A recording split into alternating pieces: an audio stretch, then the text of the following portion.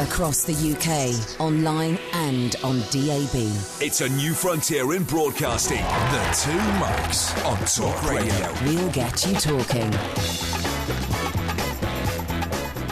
Mike Graham, he's Mike Parry. You're listening to the Two Mics on Talk Radio. Yesterday we got a new Prime Minister. Who knows what's going to happen in the next 3 hours? Everyone wants an election, except the politicians, of course. The Tories seem to have got their house in order, but chaos still reigns over the road at Labour. Meanwhile, Porky Parry's still in his crusade to charge fat people more for flying on planes and ridding our cities of bikes as well. Also coming up on the show today, it's Ask Porky, the place where you get a problem solved, a question answered, or a dilemma diverted. Tweet us at the Two Mics and get a solution live on air. You're listening to the Two Mics with me, Mike Graham, and Mike Parry on Talk Radio. Across the UK, online and on DAB. The Two Mics on Talk Radio. We'll get you talking. Very good morning to you, Mr. Parry. Welcome back to Talk Radio. Day two of the coup. Yes, thank you, yeah. And on day one, we brought you a new Prime Minister. Yep. What's going to happen on day two? Well, I don't know, really, but, I mean, apparently David Cameron, who's still very happy, whistling away that he's leaving and preparing himself to go on for a very long holiday. Yeah. We're being told, basically, that Theresa May will be the 13th Prime Minister under the Queen's reign, and also that she can't call a general election. Do you think they should have an election? Yes, I do. But I think she should have an election, not because constitutionally I'm saying, it's a new leader, but if she's got any nous politically, whilst the Labour Party are in such disarray, nobody quite knows what's going on there, if I was her, I'd have a snap general election, but purely for my own benefit, not because I think I owe it to the country, but to try and get some sort of majority in the House of Commons. But isn't the problem, though, if you call an election, and Labour then suddenly does have to get its house in order, whereas if there's no election, they'll just keep bumbling along and suing each other before somebody emerges as the new leader. If you call an election now, how long is it? Is it 3 weeks, the minimum time? I think the minimum time is three. It's more likely to be 4 or 5. Yeah, exactly. Supposing she said a month, right? Yeah. Even if the Labour got a new... well, you wouldn't want to have an election in the middle of August, though, would you? Well, if you have a snap election, you have to have it when you have the election, if you see what I mean. Everybody's away. But what I'm saying is, even if she called it and said it's a month, say in October or something like that, and Labour was still in disarray, they wouldn't have time to get a leader set up with policies and all that to prove to the country that they have a credible position as the opposition. Well, that's it. So on the one hand, you say they should have one, and on the other hand, you say they shouldn't. No, I'm saying they should. Right. But they haven't got any policy, though. Who? No, nobody's got any policy. The Labour Party haven't got any policy. No. The Tories haven't got any policy. Hang on. The new Prime Minister's coming in. She outlines a list of policies. She's already said, she can't, for instance, she's already said there'll be no going back on Brexit. That is a policy. That's one policy. Yes, exactly. And then she can outline another half dozen, another 8, another 10 or whatever. It's not that simple. Well, what is difficult about saying, right, here, draw me up a list of policies that I'm going to carry out in my 5-year tenure? Let me ask you 5 questions. Right. Number one, yes. When does she submit Article 50 to the European Union? That's her decision, and she'd have to outline that in a policy about no going back on Brexit. Yeah, exactly. She'd have to outline that. So they're going to have to have a long conversation about that. Well, a long conversation, Mike, can take 10 minutes. You and I could sort out the world in 15. Well, you and I could, but these are politicians we're talking about. Go on. Second question, who's the Chancellor of the Exchequer? The Chancellor of the Exchequer is probably going to be Hammond. Yeah, no, but the point is we don't have one right now. No. Well, we do. It's George Osborne. Yeah, but he's a busted flush. All these people are busted flush. Dead men walking, dead women. There's no point in any of them. She doesn't have to decide that until she puts together a new cabinet, OK? Yeah, but you're telling her to call an election. She's got to do all of these things before she calls an election. No, she hasn't got to do all these things. Yeah, all she's got to do is call in Philip Hammond and say, look, Judge Osborne's lost his credibility. Send him off to the Kremlin to wallpaper the walls because of his, it's a joke about his You family. made that joke yesterday. I know. Well, it wasn't that good yesterday. Why are you bothering to make it again? Not enough people picked up on it, so I thought I'd repeat it. Yeah, well, no, when it doesn't work the first time, the best thing is to abandon it. Well, you never make any jokes. I don't need to make any jokes. I'm working with one. I've never laughed at a joke you've made. And you only laugh at your own jokes. So that's the answer to that one. That's the answer to that one. The cabinet comes after the result of the election. What's number 3? Okay, number 3 is what's going to happen with Gibraltar. Gibraltar is... There's not a problem with Gibraltar. You're struggling with this one, aren't you? I'm not struggling at all. Gibraltar is set in stone. There is no principle that you can alter with the position of Gibraltar. See, I can tell when you're waffling because you start talking more slowly. You haven't got an answer for this. Yeah, I have got an answer. As part of the United Kingdom... There's already incidents happening on a daily basis now where the Gibraltar police, the British police, are getting into spats with the Spanish Navy. They've been happening for 50 years. No, they haven't. They have. I know more about the workings of the British Empire than you do. Okay. What's the 4th question? See, already you're starting to get abusive because you don't have the answers to the questions I'm putting to you. What is the 4th question? The 4th question is, are they going to lower... You see, you're starting to get abusive. No. Are they going to lower corporation tax? Yes. corporation tax is coming down to 15%. Really? That would be a policy for me. Well, I'm not asking for your policies. I'm talking about Theresa May's policies. Well, I'm saying you that can if answer she wanted... it because you don't have responsibilities. Yeah, she has yeah. responsibilities. You're asking me to answer questions. I've just answered it. Now you said you don't want my answer. I don't want your answer. 15% will bring more companies into this country. And also, no, you've I also only want to pay 15%. Can you stop shouting, please? I don't want to pay... Stop shouting. I object to paying huge taxes. This is not about you. Which, what has happened in the last 5 minutes has illustrated precisely what the problem is for Theresa May. You cannot sort these questions out. I've sorted them out. Straight away. What's the fifth question? No, you haven't. My fifth question is, when are you going to resign? I will never resign if I get a 5-year term to serve this country. Not only will I go the full... Do you realise what you're doing? What? You don't even know, do you? I will go... fortunately, we are getting on very shortly a professor of psychology. Exactly. Because what you need is a very good psychoanalytic brain to look into why you speak the way you do. I've been asking you what in my view, you are a psycho. I've been asking you to tell me what Theresa May will do. I've just told you. In the space of 5 questions, you've actually turned it into what you would do. But you're not the Prime Minister. I've taken on the mantle of Prime Minister because you're asking me questions about what happens next. No, you're not capable of putting yourself in her shoes. And yes, her I very am. expensive kitten-heeled shoes, by the way. They're not that expensive. They're not that expensive. They're pretty trashy shoes. What would you regard as expensive for a pair of shoes? I mean, you spend your money on in Sports Direct. You buy those Velcro children's shoes for what, £100? No, I've never bought a pair of Velcro shoes from Sports Direct or anywhere else. I haven't. Yes, you have. No, I haven't. I've seen them on you. Well, you haven't because there's no point in denying utter nonsense. You must have been bladderated at the time. No, I don't think so. Once I had sorted out policies and got into a 5-year term, I would then very, very confidently look forward to a second 5-year term, okay? Because my policies would put the country straight. Yeah. She's also, one good policy which people will sort of, to study the markets and improve the position of the economy and the pound and all that, she said, I'm going to make Brexit work. Now, that's her legacy. That is her overriding legacy. She's going to make Brexit work, even though she warned before the vote and before the referendum that there would be a terrible economic sort of whirlwind that we would have to reap, and that the conditions for the economy would be disastrous. No, she didn't say disastrous. Yes, she did. No, she didn't. She said whirlwind. She now has to take that forward and convince us all that she's had this kind of vault face, and suddenly, she's greatly in favour of it. No, she's going to be the person that leads us into the new dawn, which she didn't want to do. No, she said whirlwind, and she was right. It is going to be a whirlwind, but could be a whirlwind that makes us look better, not worse. I mean, have you seen what we want to do now? That Boeing are employing another 2,000 people in this country because that's announced this morning. Yeah, the pound is making a bit of a recovery. The Virgin Atlantic are buying £4 billion worth of planes from Aero. What are they called?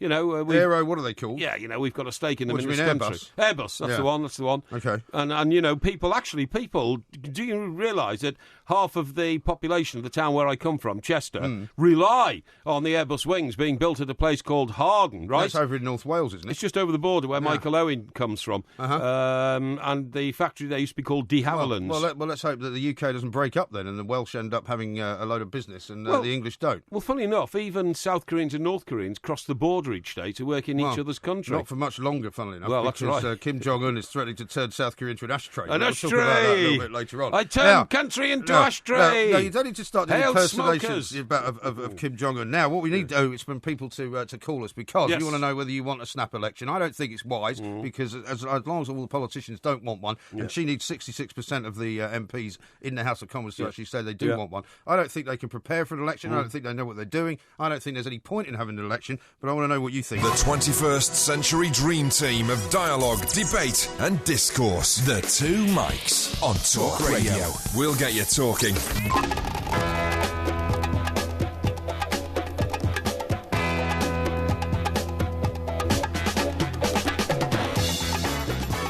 This is Talk Radio. We are the Two Mics as we enter a new era of government. We're here to make sure that everything goes on without any sort of too much upheaval, really. Porky Parry is here to tell us that if he was in charge, he'd get it all sorted out in a couple of minutes. It is interesting, is it not, Mr. Parry, though, watching all these politicians. They're all sitting there, very high on the hog, taking the public purse, having very nice expenses, having a lovely time in the House of Commons, all saying, absolutely no need for an election. Yes, that's the last thing we need. Well, one of them might lose their seats. That will cause more instability. Yeah. I mean, the thing is that, the people have spoken, the referendum has happened, we now are supposedly going outside of the European Union, and, there is an awful lot of talking to be done, but I tend to be, along with you, of the opinion that, let's have an election, even if they can't prepare for it, even if they don't know what they're doing, even if they have to then place it in the hands of the people. Yeah, I totally agree. The trouble is, the people who hate the idea of giving power to the people don't want there to be an election. No, the last thing they want is for them to make another blunder like they think they made the last time, which was to vote us out of the European Union. That's right. They don't trust the people. Each individual MP is worried about losing his seats because a lot of them have got marginal constituencies with marginal votes. Sorry, marginal... Oh, no, that's the word I'm looking for. I don't know what marginal constituencies. Marginal constituencies, but what's the vote I'm looking for? With nominal...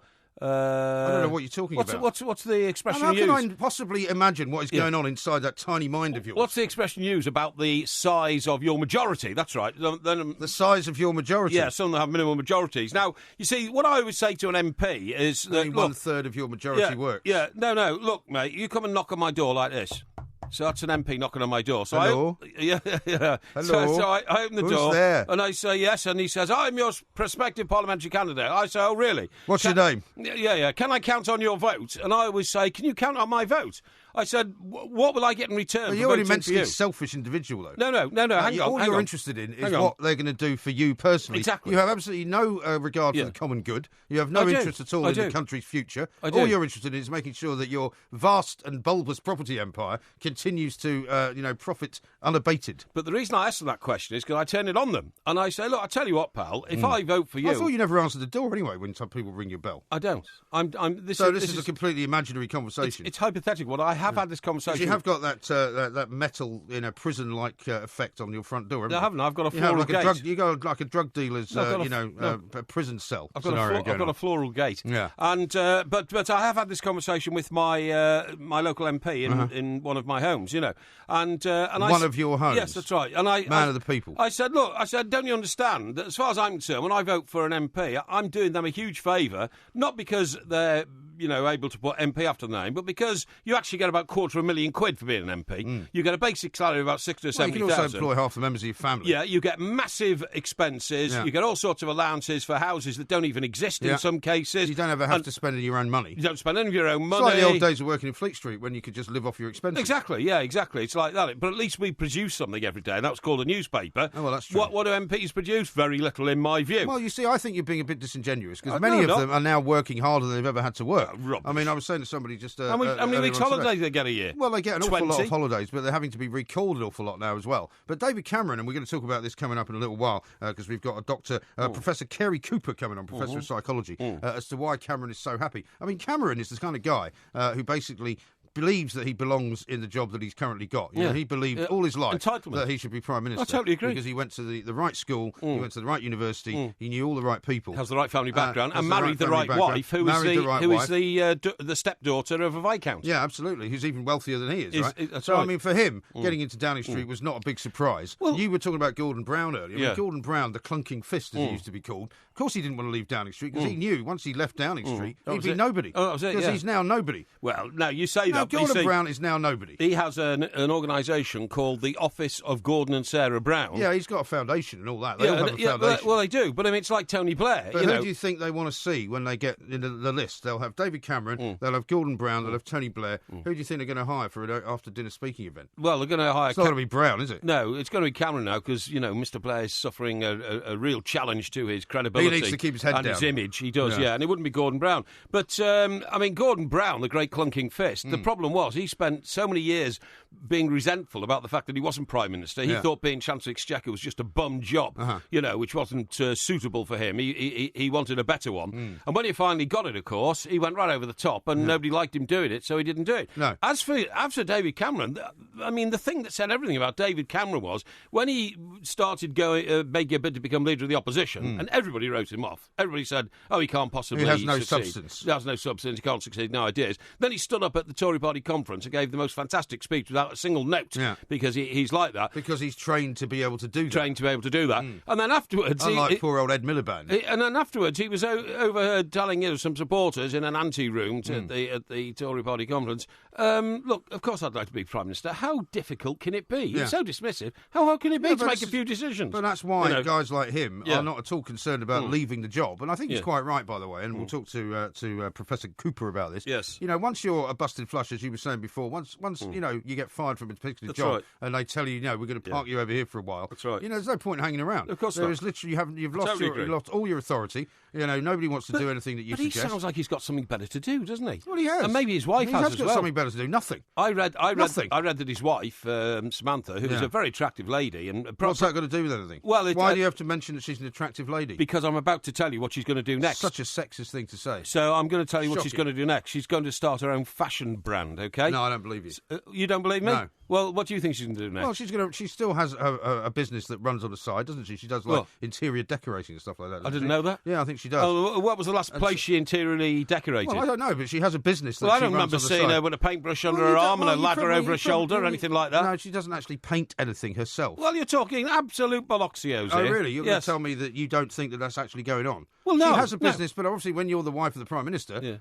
you can't be too, sort of forward about the whole business that you're running in the background. She is perfect to move into some sort of fashion role, isn't she? You know, like old Posh. Yeah, but she fits into that sort of world. You're missing the point completely. These people don't need any money, right? He doesn't need to do another day's work in his life. No, but you need something to do. They'll start a foundation. That's what they all do. I regard you as a bloated, idle individual, basically. Well, and you may do. You could happily. But at least I can get a phone number right. You managed to put the phone number for this radio show out yesterday with a 0 missing. Yes. Today, you put one out with an extra 0. But that doesn't matter. As long as the number's dialed, it doesn't matter how many zeros you put after it. Why can't you get a phone number right? I mean, if you can't even get a phone number right, what possible chance have you got of getting anything else right? You see, a guy like you, who basically is dilettante and... That's not the right word, by the way. It is, and just breezes through life thinking the world owes you a living. The world does not owe me a living. That's entirely incorrect. You would love to have a situation where you won £1 million on the lottery and didn't have to work again for the rest of your life. No, I wouldn't. Yes, you would. You'd love it. All right. Whereas me, I'd give it all away to charity. Hang on, I'd still want to work. There's one person in this studio who buys lottery tickets week in, week out. That's me. Is it me? No.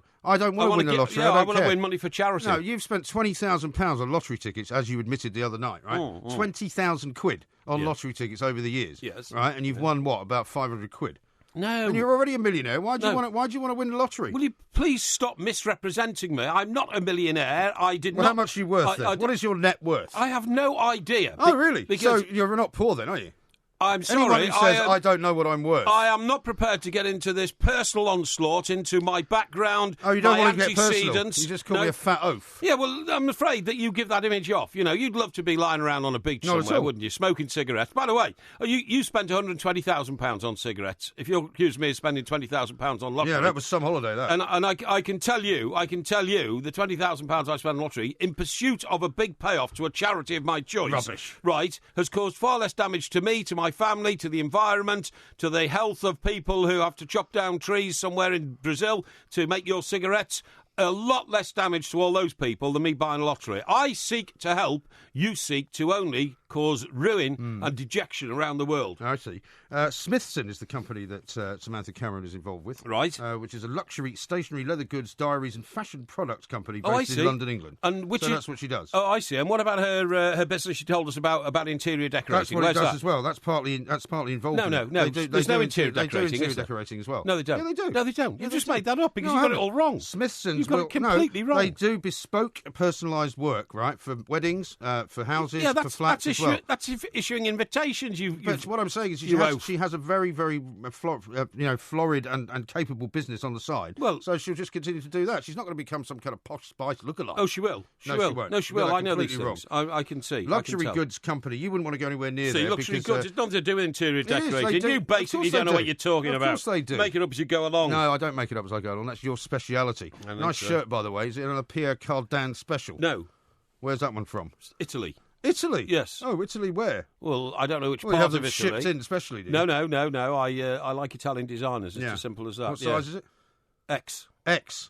Okay, this is Talk Radio. We want to hear from you, though, because we want to know whether you want to have an election, whether it's a snap election, whether it's an election in October. Does Theresa May actually have the confidence to do it? Should she not have to do it on the basis that she shouldn't be allowed to rule as Prime Minister without the backing of the general population? Across the UK, online and on DAB.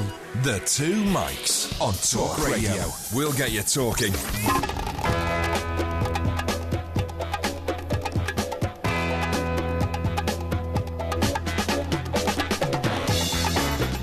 Don't forget, you can tweet us, of course, at the Two Mics. You can text us as well. Text the word talk plus your message to 87222. And also you can tweet at Talk Radio. We are here, of course, for the entire week. The big question that people are asking right now is not just who should be the next Chancellor of the Exchequer, who should be the next Foreign Secretary. You know, will Theresa May take us into an election? This one comes from Rodney.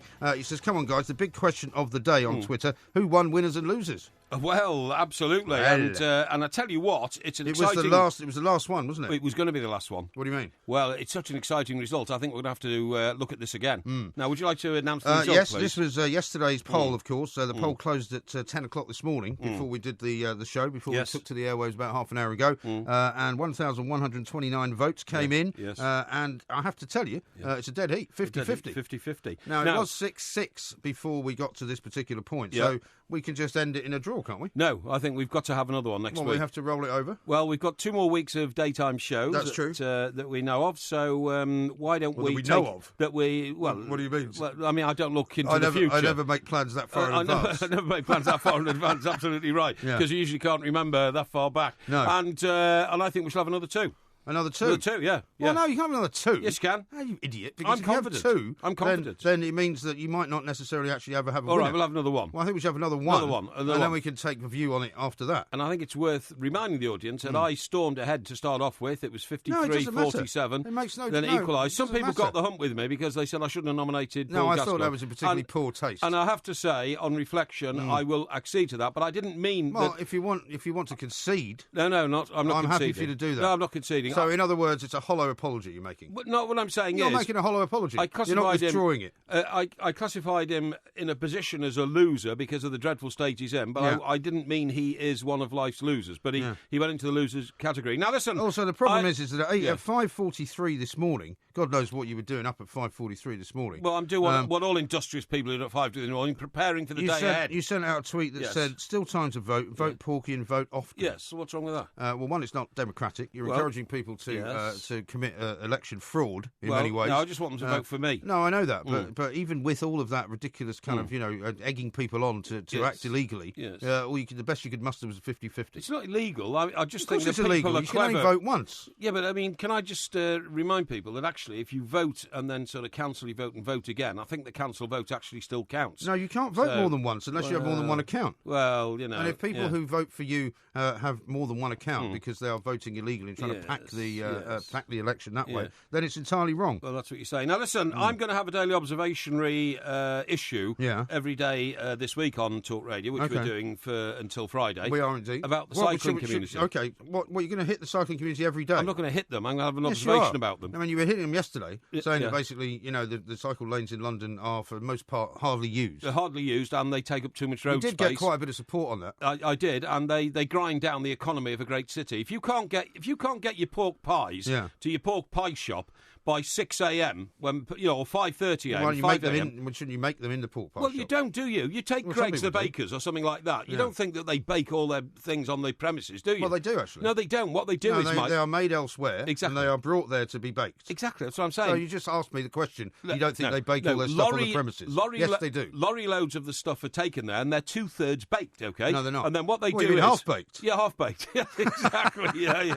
Yeah, we've got a lot of experience. You've got a bit of an obsession with that. Stuff. Yeah. And then they go into the... Why are you giving Greg such a big up, anyway? Well, because aren't they the biggest network of people who sell... you can't just keep mentioning all these brand names. Anyway, mentioning all these brand names. Just shut up. You don't know what you're talking about. Just shut up for a minute. Talking from a point of of what ignorance. I'm saying. If you can't get your stuff there and people can't buy it, the economy will grind to a halt, and that should not happen in a great city like London. Now, on the bike scene, right? Yeah. I have become aware the bike scene. because I am a Cheshire boy. Well, so you keep saying. When's the last time you were in Cheshire? Sorry. When was the last time you were in Cheshire? Oh, you don't go there. Probably last year. I do. I drive no, up. You don't. I drive up. You never go there. I drive up through Cheshire to. No, I'm not talking about driving through it to go and watch Everton. I'm not talking about that. I stayed in Chester. When? About 3 years ago. 3 years ago? Yeah. So your great hometown, which you bang on about all the time. Yes. You haven't been there for 3 years. Well, I haven't been able to find the time. Really? But anyway, look, this is the point of the story.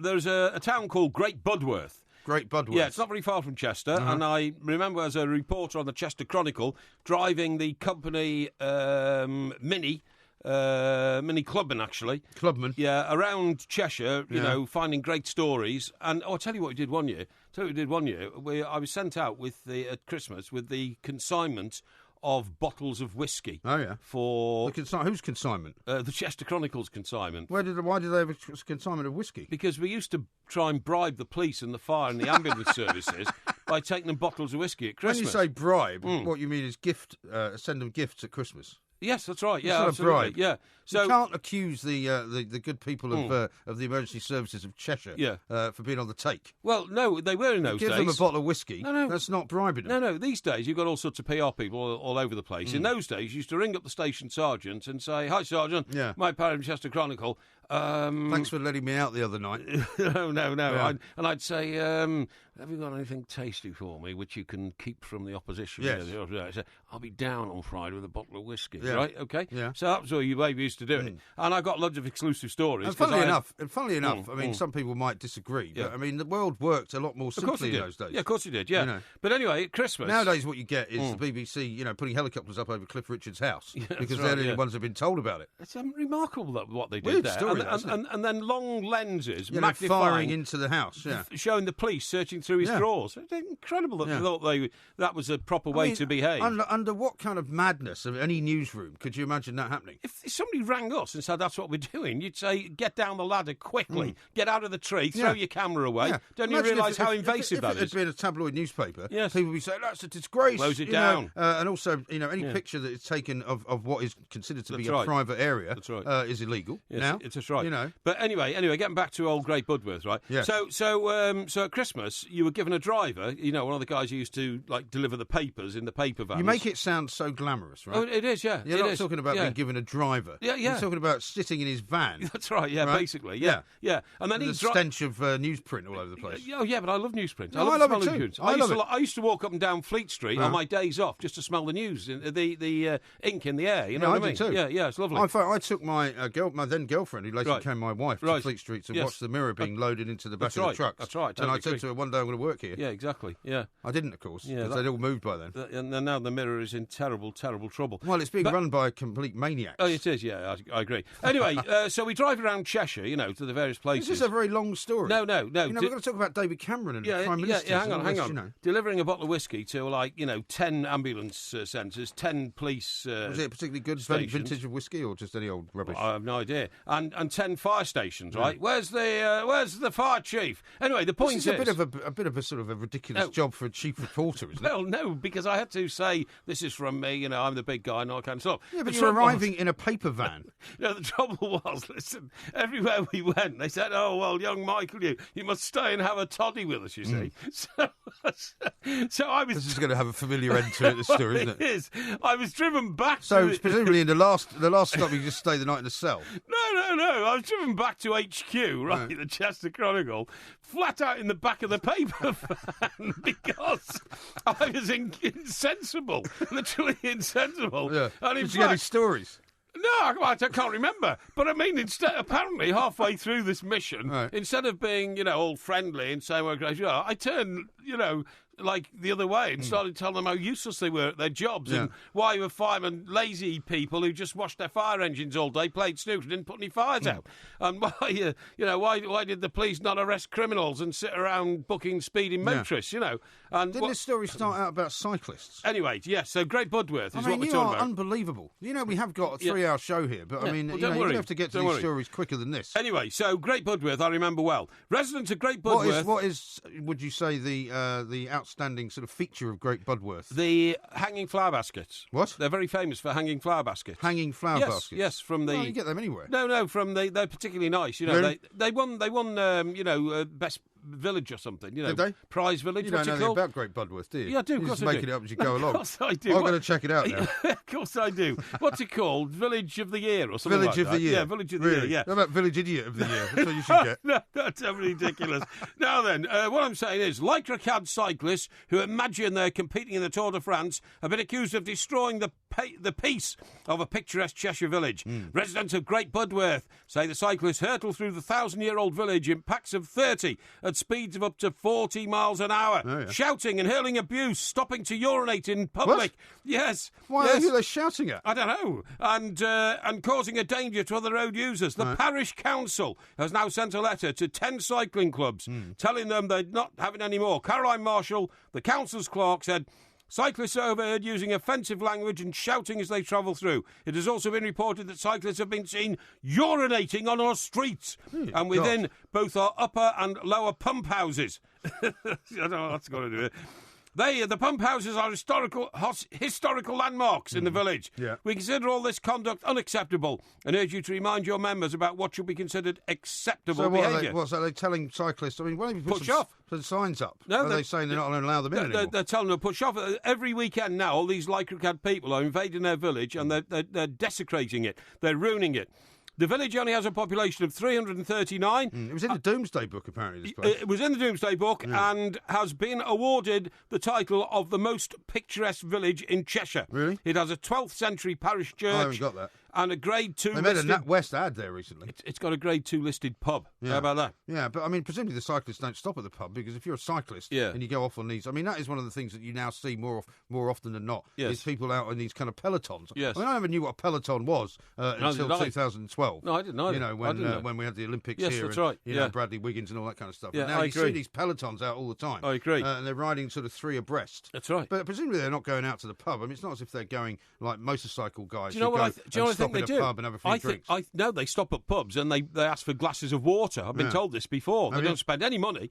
They literally bung up the car park with all their bikes and all their spare wheels and all that kind of I stuff. don't think you should be attacking cyclists per se. Well, they don't contribute a lot to society. Now, you may get some indication of what the population of Great Budworth are like, because in this report I have, two people have been interviewed. Marion Gardner, aged 80. Okay. And she's going to be against them, isn't she? And Paul Parker, aged 85. Well, they're not going to be in favour of cycling, are they? No, so I think they're quite an ageing population. Well, what? Because they've interviewed two people out of the 339,000 that live there. Yeah, well... Both who happen to be in their 80s, and so therefore you're saying they've got an ageing population. This is the kind of nonsense you used to write in the Daily Express. Here, Mr Parker, 85, says they're going to cause a serious accident. They come down the high street... like a drone of wasps in groups of 20 I don't think you should be or making 30. fun of these refined people. Anyway, the point is, speaking to... It's 4 miles north of Northwich. That's right, of course it is, You don't know that. Of course I do. Now, speaking to our technical staff here, and one of our technical staff told me that his parents live in Burnham Beeches. Oh, yeah. Now, Burnham Beeches is where the hotel Which is... Which member of our technical staff? Do you mean our producer? Yes, our producer. What's his name? Mark. Oh, very good. Well done. Yeah. He doesn't normally remember anybody's Now, name. he tells me that his family have an interest in Burnham Beeches. A family interest? Burnham Beeches What does that mean? is where the hotel that the England team used to stay in is located. Okay. Before they, I see Harry Kane's not having a very nice holiday, He's is not he? having a very nice holiday. He put out a picture of himself on a beach and got tons of abuse Told from him he was people. idle and lazy and all that. And what's happened in Burnham Beeches, they had exactly the same problem for 2 whole days, from lunchtime Saturday to lunchtime Sunday. These cyclists were infesting the village like a swarm of hornets, you know what I mean? And the local village authorities did something about it, and one of them banned because they ruined the whole aspect of the village on a Sunday. Unfortunately, for people like you and possibly him, we live in a free society. If you want to cycle somewhere, you can. The problem in this country is that everybody has to do everything en masse. Yes, you can't just go out for a nice quiet bike ride on your own. I could. You have to go with 50 other people. I could. By the way, you have to put on a number. Especially these guys who put numbers on their back. What are you that for? What number? What's that? Why don't you put your phone number? I can ring you and tell you to get lost. I don't know. Do you know what? I'm thinking of getting a bike again. You know, the last one I got. You got it stolen, didn't you? Yeah, stolen. 400 quid. It was stolen within 3 weeks. Where'd you buy it from? A bike shop. Well, which bike shop? Well, I don't know. Some bike shop somewhere in Surrey. I don't believe you. I think it was... Do you know what? It was the same place where Eric Clapton was brought up. What? Yeah. What, in a bike shop? He wasn't brought up in a bike shop. He was brought up in a village in Surrey. Was he? Just outside Guildford. Right, I'm trying to remember the name of it. And that's where I bought my bike. Okay. But 3 weeks later, somebody broke into the underground car park and stole West it. Horsley or something like that? No, I'll remember it in a minute. East Horsley? No, it wasn't East Horsley, no. Steptoe says this. Has Porky ever thought of going into politics, or has he got too many skeletons in his cupboard? No, I've got no skeletons in my cupboard. in a locked room is what we're talking about. Listen, talking about bikes, maybe you and I should get one, because you know that you can a get tandem? No, you fool. You can get a bike now that's got an engine. It's actually got an engine. So we should get a couple of those and get going. Good exercise. Good exercise. What, a bike with an engine? Yes. Is exercise? Yeah, no, you get a bike without an engine. No. When you're on the flat, you pedal. When you're going uphill, the engine kicks in and helps you get up the hill. Yeah. Mind you, it'd have to be a very strong bike for you to sit in it without crushing the wheels and the frame. As I've said to you many times you're before, so you're gross. more than welcome to tell us how much you weigh, since you were weighed by Dr. Banner. What In about fact, this I can tell you walking how much you weigh. competition that you don't want to go there, do you? Excuse me, the walking competition that we said we would embark upon? Well, what about the football competition? What about the tennis competition? Anytime, mate. Anytime. Well, we've been trying to organise a game game of football over there. Well, which incompetence can't book a football take your pitch, pick. Take your pick. Oh, I don't know. Walking competition I've never said I would take part in. Oh, yes, you have. No, I haven't. We were going to walk 2 miles. We were going to walk over Blackfriars Bridge, down the embankment, back up over Westminster Bridge and come home. No. I'm not. No. You've been saying that for ages because you think because you walk fast that makes you fitter than me. It does. It doesn't. Only 1/3 of your heart works. You probably drop dead halfway towards Westminster Square. I battle on through life despite the fact that only 1/3 of my heart works. Okay, and you seek to constantly mock it. Yeah, I do because you don't. Because know I don't what think to there's do anything wrong with you. You don't think there's anything wrong with me? Well, no, because you went to see Dr. Dr. my Banner. report. I saw the report. Dr. Banner. Dr. Banner says that now actually 49% of your heart works. No, he didn't. You read the whereas wrong bit. 2 months before, only apparently a third worked. So it's actually on the mend. So by the time you get to be 70, which is about 5 years from now, probably 100% of your heart will work. You were reading the wrong bit of it, you idiot. All you're trying to do is get sympathy from the audience. No, I don't want anybody's sympathy. Anyway, good news for you. I just battle on through life. Good news for you is that there's a professor of psychology coming up next. Perhaps you could work out what's wrong with you. Across the UK, online and on DAB. The Two Mics on Talk Radio. We'll get you talking.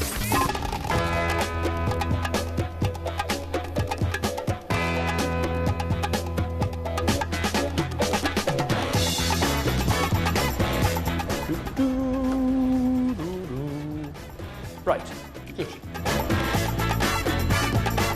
I mean, of all the things that David Cameron could have done when a microphone was still on him, I suppose in the scheme of things it's not as bad as calling somebody bloody bigots like Gordon Brown did in that election campaign up in Rochdale. Exactly. But I mean, I'm quite surprised he didn't give away more in a way because, I mean... He was talking to himself though, wasn't he? Yeah, but even so, I mean, sometimes if you're talking to yourself, and I mean, I'm sure we're as guilty of it as each other. Yeah. I mean, I'll be quite often swearing. Well, he could have, he could have said something like, thank... What a bunch of complete and utter, thank F for that or something like that, you know what I mean? Or something like that. Bunch of whatevers. But anyway, look, the point is, I said to you first thing this morning, I just simply can't understand why David Cameron seems to be so happy about leaving the top job in the land. I can understand it, and luckily we've got somebody else who can explain it to you. Yeah, good. And he is, of course, Dr. Kerry Cooper, Professor of Psychology from the University of Manchester. Dr. Cooper, very good morning to you. Good morning to you as well. I can understand it too. D-mob happy. Yeah, absolutely. I mean, you've had all the stresses and strains of the referendum. Yep.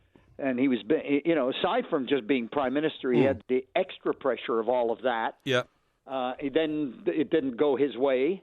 And, that's somebody else's problem now. In a way, I could understand him kind of humming and then saying, right, done and dusted, on to the next thing. OK, Prof, you compare that for me, please, with Gordon Brown. I call him Prof. He's a highly respected psychologist. He's a professor. Call him Professor, then. I call him Prof because I want him to feel comfortable on our show. You feel comfortable? It's okay, I feel comfortable. Thanks, Prof. Now, what I say, could you compare that, please, with Gordon Brown, who, when he found that he hadn't got a clear majority to stay in Downing Street as Prime Minister, was trying to cobble together some sort of coalition and virtually nailed the door shut from the inside and was hanging on by his fingertips. So, he didn't want to leave, did he? Yeah, no, he didn't want to leave. And, I mean, look, it's a very stressful job. He's now done it for, 1.5 terms? Yep. He's had enough. And why? And actually, in a way, because he had actually nailed his kind of whole objectives in terms of the referendum to the door heavily. Yes. It would have been very difficult psychologically for him to say, okay, now I'll do the negotiation with the EU and do all this stuff and leave somebody else to do it. And he's got a young family and he's himself a life. And the problem here, Professor, if you don't mind me calling you that, is that Parry here, my co-host, is completely and utterly unaware of the fact that some people are not workaholics. He's a complete workaholic. He can't understand if he ever achieved the pinnacle of his profession, which of course he never has, that you would ever walk away from it happily. The interesting thing about leadership, in whatever job you have, and no matter how successful you are, in a way, particularly leaders, nobody ever appreciates them. You know what I mean? They always look for the negative in what they did. Yeah. Nobody talks about what Blair did in Northern Ireland to help resolve that. Nobody even thinks about that. Yes. They just think about him in terms of Iraq.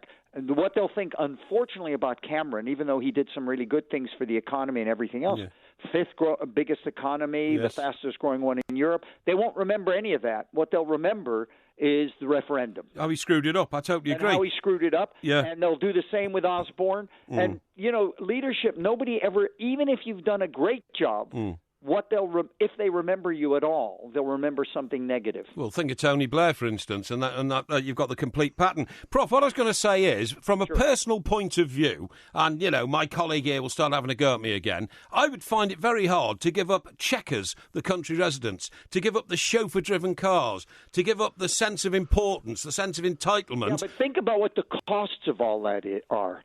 The costs of you being on 724, the cost of you not being with your family very often. But that didn't bother Mrs. Thatcher. The stress cost of it. No, it did, though, in the end. No, because in the end, she wasn't able to maintain, her health and her well-being. But she would have gone on and on and on. But isn't it also true, Professor, that the politicians eventually, this is actually quite a good way for Cameron to go, because almost everyone else you can think of had to go in a bad light. Absolutely. Thatcher hung around too long. He didn't have to go, because in fact he said during it, he said, well, I'll hang on, in there even if it goes against me and do it. But you know what? I think if you're a smart leader, what you do is you do the job. Yeah. You get it's a prestige job. It's interesting. It's stimulating. Everything else, and then you know when the hell to go. And you say, "That's it. I've done 5 years of this or 7 years," and you should then leave, because otherwise something will go wrong. You will be blamed for it, and you'll leave in disgrace. And I think it's much better when somebody just says, that's it, I've had enough. All political careers in this country end in failure. We know that. Is that why the Americans have got it more right? 8 years, that's your lot. What do you mean? The Americans, two terms of 4 years, and that's your lot in America. Yeah. I think that's a really good idea, that it should only be 8 years. Yeah, but the problem with that, is that the final 2 years, at the minimum, becomes a kind of dead duck period. Well, it is, because they start doing the election 2 years before. Effectively, you have, 6 years. Yes. Effectively. But, if I'd have been Obama, for example... Obama, when he came in, you probably don't know this, but when he first came in, the Congress was fully Democratic. Yeah. Yes. Which is very rare to have a president and the Congress Indeed. At the same time, right? He could have introduced gun laws. He could have introduced a whole load of things to do with the health. Yeah, but you're never going to get any gun laws. You're never going to get the gun laws changed in America, are you? No, it's going to be hard. Well, that's being slightly optimistic, I'd say. You know how you can do it? You can do it by saying that the National Rifle Association is not allowed to give money to the congressman, and then the laws would be passed. Right. So they give it to their campaigns, I don't think it's quite that simple. That's a simple way, and that you could have probably done. But anyway, the point I'm trying to make is, so when he first came in, he had this for the first 2 years, right? And that means he could have done a hell of a lot, but he would not have been reelected the second one, the second term. Exactly. For sure. Particularly if he'd introduced a national health service, tried to reduce the guns, and do all that kind of stuff. Yeah, sure. But he didn't do it because he wanted to be reelected. Yeah. Okay. So even 8 years, what I'm trying to say is even 8 years may be too long if you really want to achieve something. Sure. So, Prof, talk to you now purely as a psychologist. Yeah. This would be good. If they always end in failure, political careers, as they do, why do then people seek those elite positions? Because they know what's coming, don't they? If they've been in politics as long as Theresa May has, doesn't she know this is going to be the greatest ordeal of her life? Yeah, but you don't think about it, do you? The individual is aspiring to achieve the pinnacle of their career, whatever it is. Yeah. Whether you're a surgeon or a senior exec, you're going for CEO. Sure. You just do. You don't think about the consequences. Once you get there, what you really should do is reflect on it and say, great, I've made it, I've achieved it, I'm ambitious, I wanted to get there, but you know what? I'm going to stay there for this period of time, and then I'm going to get the hell out. Because if I don't... Yeah. Something's going to go wrong, and it'll end badly. I'll do it for 4 years, and I'm gone. Yeah, that's why I think David Cameron's kind of mental state is going to be a lot better than everybody else's, because he has got that confidence. He came from that background where he believed that it was nothing special to become, Prime Minister of the United Kingdom. He did, yeah. And he thought that it was absolutely no big deal. So for him, it's not a big deal to leave it behind either. But you're right. I mean, if you're achievement-orientated as a person, you set objectives in your head. I want to go to the best orchestra. I want to be the conductor of that. I want to be the top surgeon in Great Ormond Street. Right, everybody has ambitions in their head. Not everybody, but the people who do and are really ambitious. The problem is once they get there, quite a few of them want to hold on to it. And that's the problem. The ambition overtakes the actual original belief. No, exactly right. Now, just before I let you go, Dr. Cooper, let me ask you one question. This is not about anybody in particular, but in your role as a psychologist, what would you make of someone who consistently tells lies, who consistently denies saying things that they've been proven to have said, and who consistently basically kind of diverts conversations away from them and their foibles? Oh, my goodness. I'd say they're a politician. Yeah, I would as well, which I'm not. Very much which I'm not. He was trying to put me on the spot. Who's talking about you? You're talking about me. No, I wasn't. You was talking about me. Dr. Cooper, thank you very much indeed. Very much, Doc. Professor of Psychology, University of Manchester, said some very interesting things and revealed the truth about you, inadvertently. He didn't reveal the truth about me at all. Nobody asked him about me. No, nobody did. But inadvertently said that you should be a politician because you tell so many lies. Across the UK, online and on DAB. It's a new frontier in broadcasting. The Two Mics on Talk Radio. We'll get you talking. Good morning, I'm Mike Graham, he's Mike Parry. You're listening to the Two Mics on Talk Radio. We've got a very, very volatile political situation going on. We want to hear from you, of course. Should we have an election? Should Theresa May be allowed to be Prime Minister without actually having the confidence of the entire country? 0844 499 1000 is the number to call us on. That's 0844 499 1000. Coming up a little bit later on in the show, it's Ask Porky as well. We've got loads of great questions for him. He is here to help. It's his own personal kind of agony aunt column type thing. If you've got a solution you need to a problem, if you've got a quandary that you need quelled, if you've got a dilemma that you haven't been able to work out, by all means get in touch and of course we will solve it for you. You're listening to the Two Mics with me, Mike Graham, and Mike Parry on Talk Radio. The 21st century dream team of dialogue, debate and discourse. The Two Mics on Talk Radio. We'll get you talking.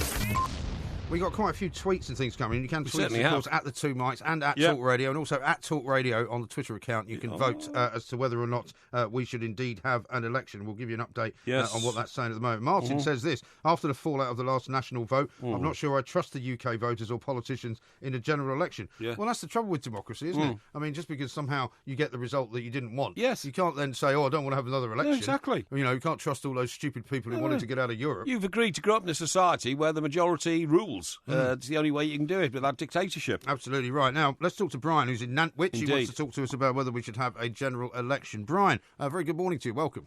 Good morning. I don't think there should be a general election. The big issue at the moment is to ensure that we actually come out of the European Union. We voted by overwhelming amount, the biggest vote ever in the history of the country to come out, and there shouldn't be any distractions. We should get on with it and do it.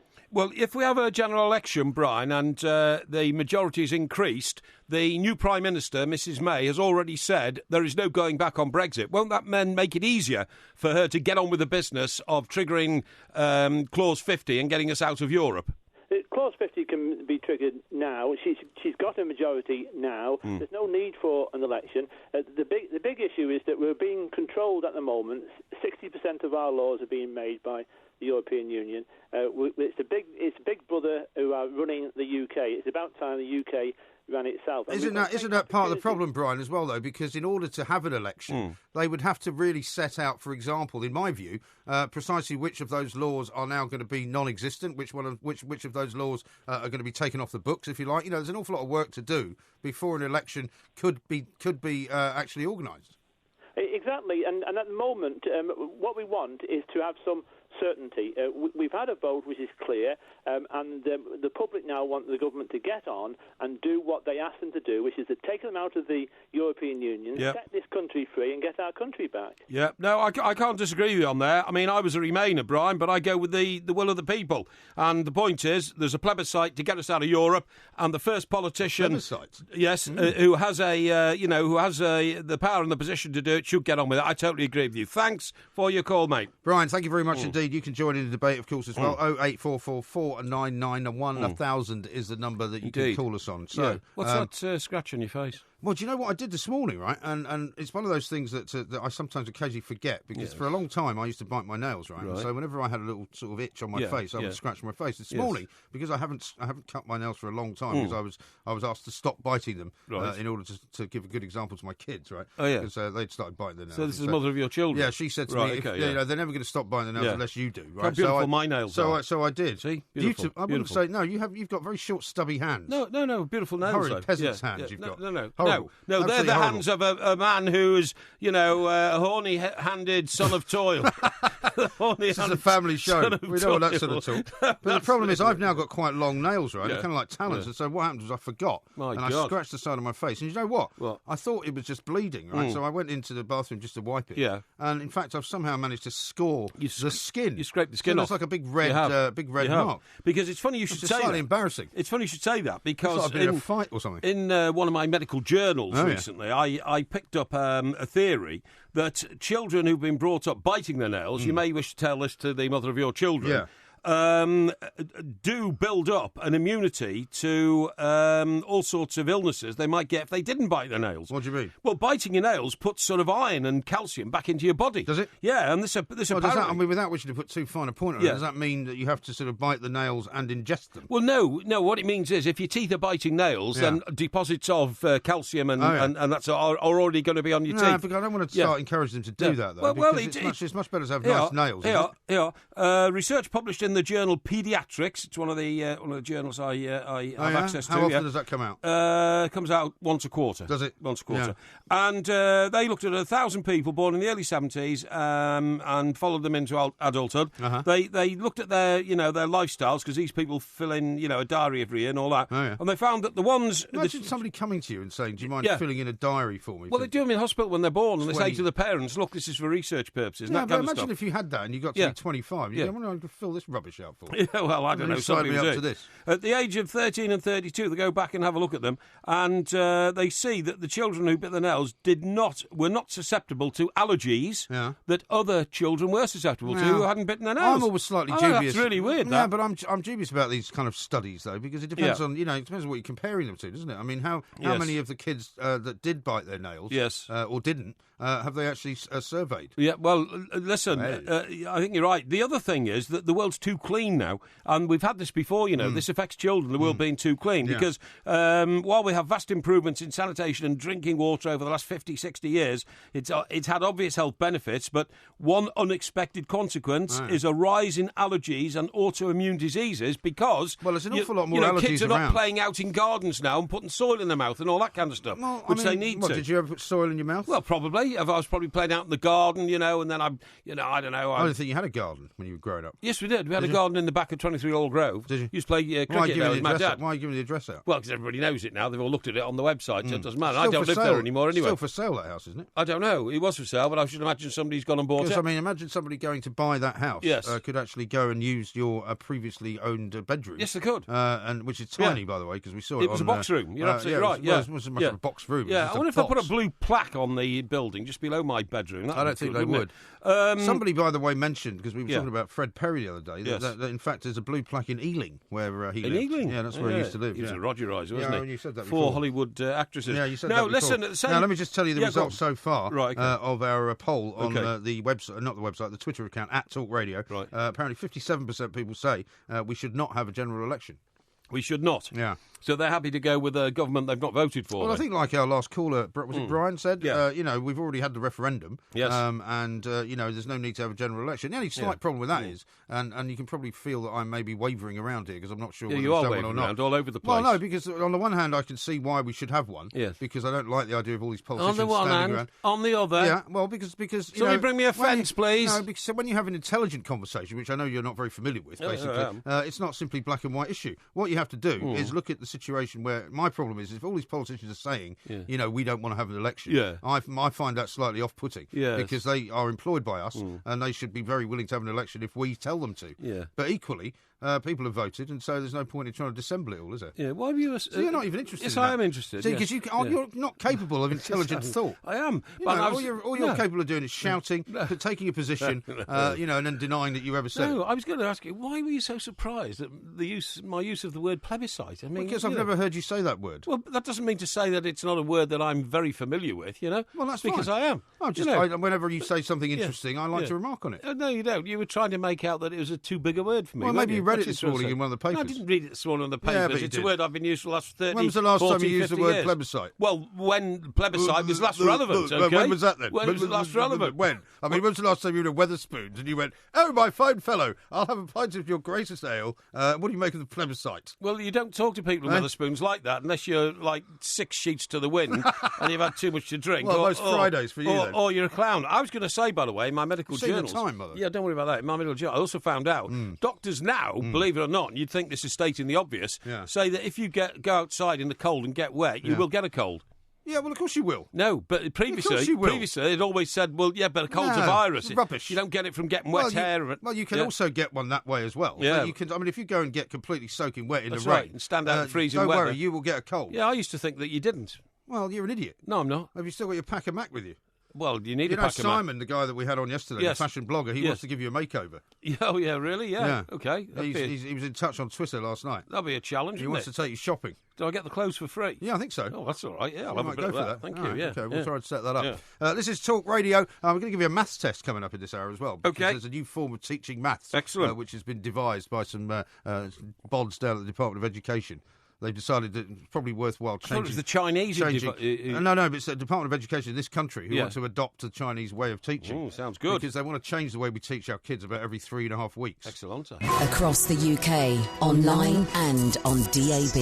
The Two Mics on Talk Radio. We'll get you talking.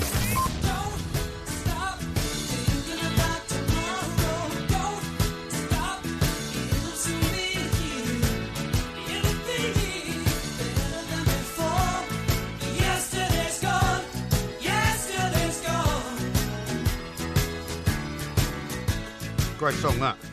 Fantastic. Reminds me of being in the Madison Square Garden convention when Bill Clinton accepted the nomination. Right. Yeah. In 1991, I think it was. Well, actually, 92, actually. I'll tell you where I remember that being played, down in Little Rock on the night that he won the election. Yeah, that was his theme, wasn't it? That's right, it was his theme song. Don't stop thinking about tomorrow. That's right, and he and Hillary came out on the balcony. Amazing scene, actually. I mean, one of those American sort of political rallies that they do. I mean, the whole of Madison Square Garden with balloons and, you know, all the flags going up and down. And all the names of all the states, you know, the great state of Missouri, the great state of Kansas, and all that kind of stuff. Fantastic. You know. Why are we playing it? Well, the reason we're playing it is because today is the birthday of Christine McVie. Oh, yeah. Who is a very, very significant member of Fleetwood Mac, of course. Certainly is. And songwriter. She might have written that song or co-written it because they wrote all their songs together amongst them. But she's 73 today. Is she really? Which I couldn't believe. That's amazing, I just couldn't believe it. I tell you what, I read the history of Fleetwood Mac, you know, the book, and it's a fantastic story. Yeah. Because they made like half a dozen LPs, which only sold about 300,000 a time and all that. And then finally, it all came together like a jigsaw puzzle. Yeah. You know, Mick Fleetwood, then they found Stevie Nicks, the singer, who also wrote some brilliant songs, by the way. Yeah. She wrote Sarah. You know the one that goes, you know, Sarah. Yeah, don't sing it. Down there. I mean, you know, just because we're on Talk in Radio, the sea of we don't want you to sing, okay? Where everyone Please don't wants sing. to drown. Just don't sing. Anyway, probably one of their Do you know greatest what her real hits. name, her birth name was? Go on. Christine Ann Perfect. No, you're Imagine joking. that. Christine Ann What a Perfect. great name. Well, her name was McVie because she married... Yes, I know that was her what's married his name in but McVie? I'm saying her... What's his name? What, John, was it? John McVie. Yeah, John McVie, Christine McVie, Mick Fleetwood. Married in 1968. Good God. But you see, the problem was... I You were only about 15 then. Christine McVie, John McVie, Mick Fleetwood... Yeah. Lindsey Buckingham, who was the brilliant guitarist. That's right. Who he was blamed, actually, for the demise of the group, because after their record-selling album, which made them the top band in the world, which was Rumours, okay? Yeah. He then took sort of artistic control of the follow-up, which was Tusk.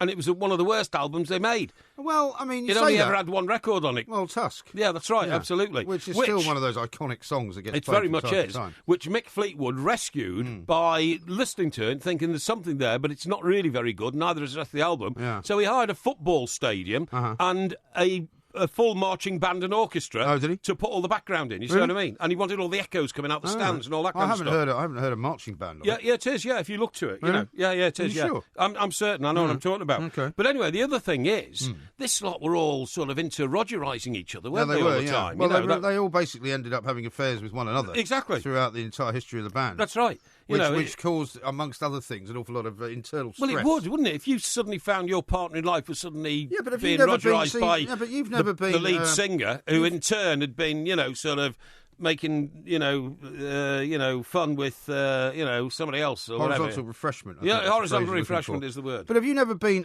You've never really been part of that sort of social group, have you? What? Because you didn't go to university. What, you mean like swingers? You mean? No, I don't mean like swingers. I mean that if you are with some people, for example, over a period of time, quite often, one is the girlfriend of one guy, and then after a while, they break up and she becomes the girlfriend of another guy. Yes. Same with the boyfriends become. You know what I mean? And there's a sort of a general fluidity, shall we say, about the social grouping that you're in. Of course, I know all about that. Well, I don't think you do. Of course, I do. I used to go out with your sister, and she married a friend of ours. So No, you went out with my sister for about 2 months. Yeah, well, right? bit and she ended up marrying somebody who happened to also be a journalist. Yeah, exactly. Well, that's nothing to do with what she then divorced. That's nothing. That's nothing to do with. She's probably still yearning for me. But no, she's absolutely not yearning for you. You can be very assured of that. Yeah, you sure about that? Yeah, I'm very sure. Anyway, what I was going to say is about the old Fleetwood Mac scenario. Yeah. Is if they were the greatest group in the world, and they were.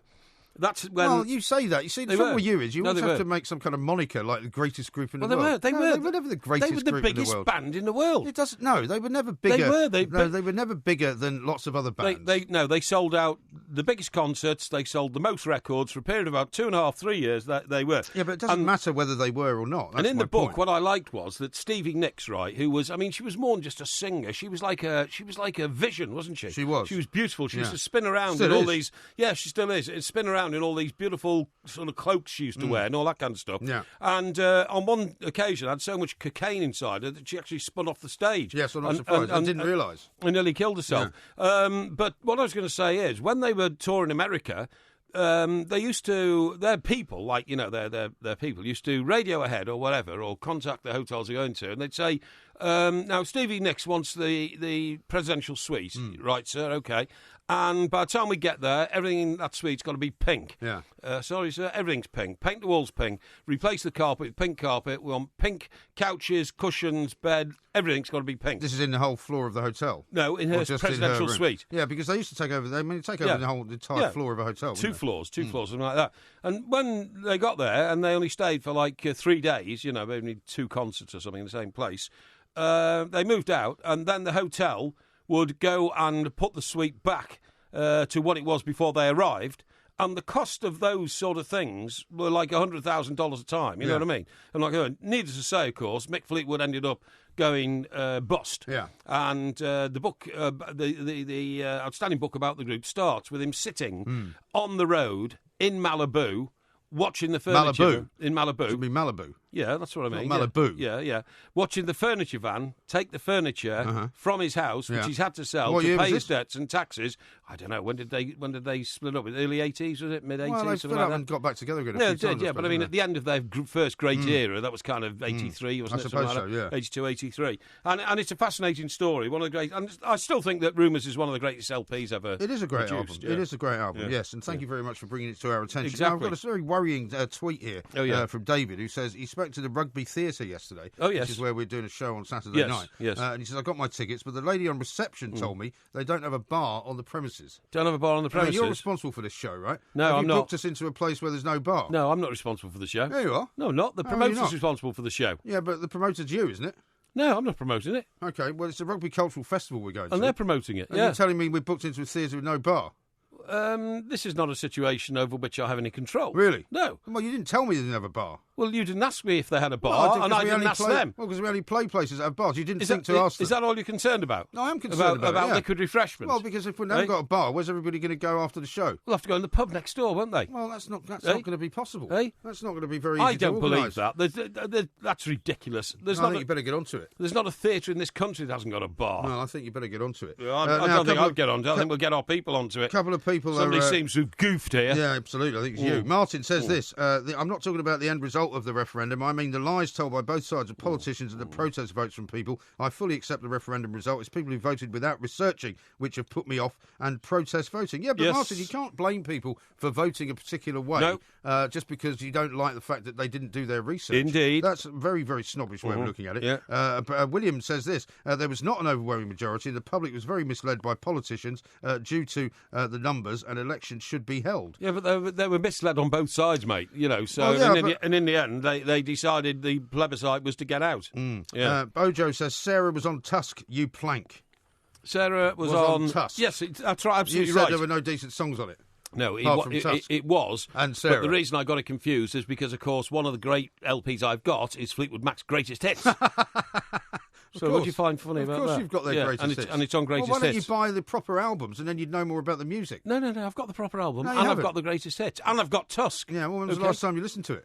Let me see. Because you would have known if you'd listened to it last night in preparation for talking about Fleetwood Mac, the world's greatest group in your eyes. Yes. That Sarah was on that album. I only found out that it was Christy McVie's birthday this morning, and I do not blow the ramparts off my speakers at 4:30 a.m. Okay? Why not? Well, because because get some headphones. I could get headphones, but You've got headphones. You've got the very expensive faux leather pouch headphones. I haven't got time for all this nonsense, you know. Yeah, I'm afraid. I think you're slipping. No, so you're losing your grip of things. The 21st century dream team of dialogue, debate, and discourse. The Two Mics on Talk Radio. We'll get you talking.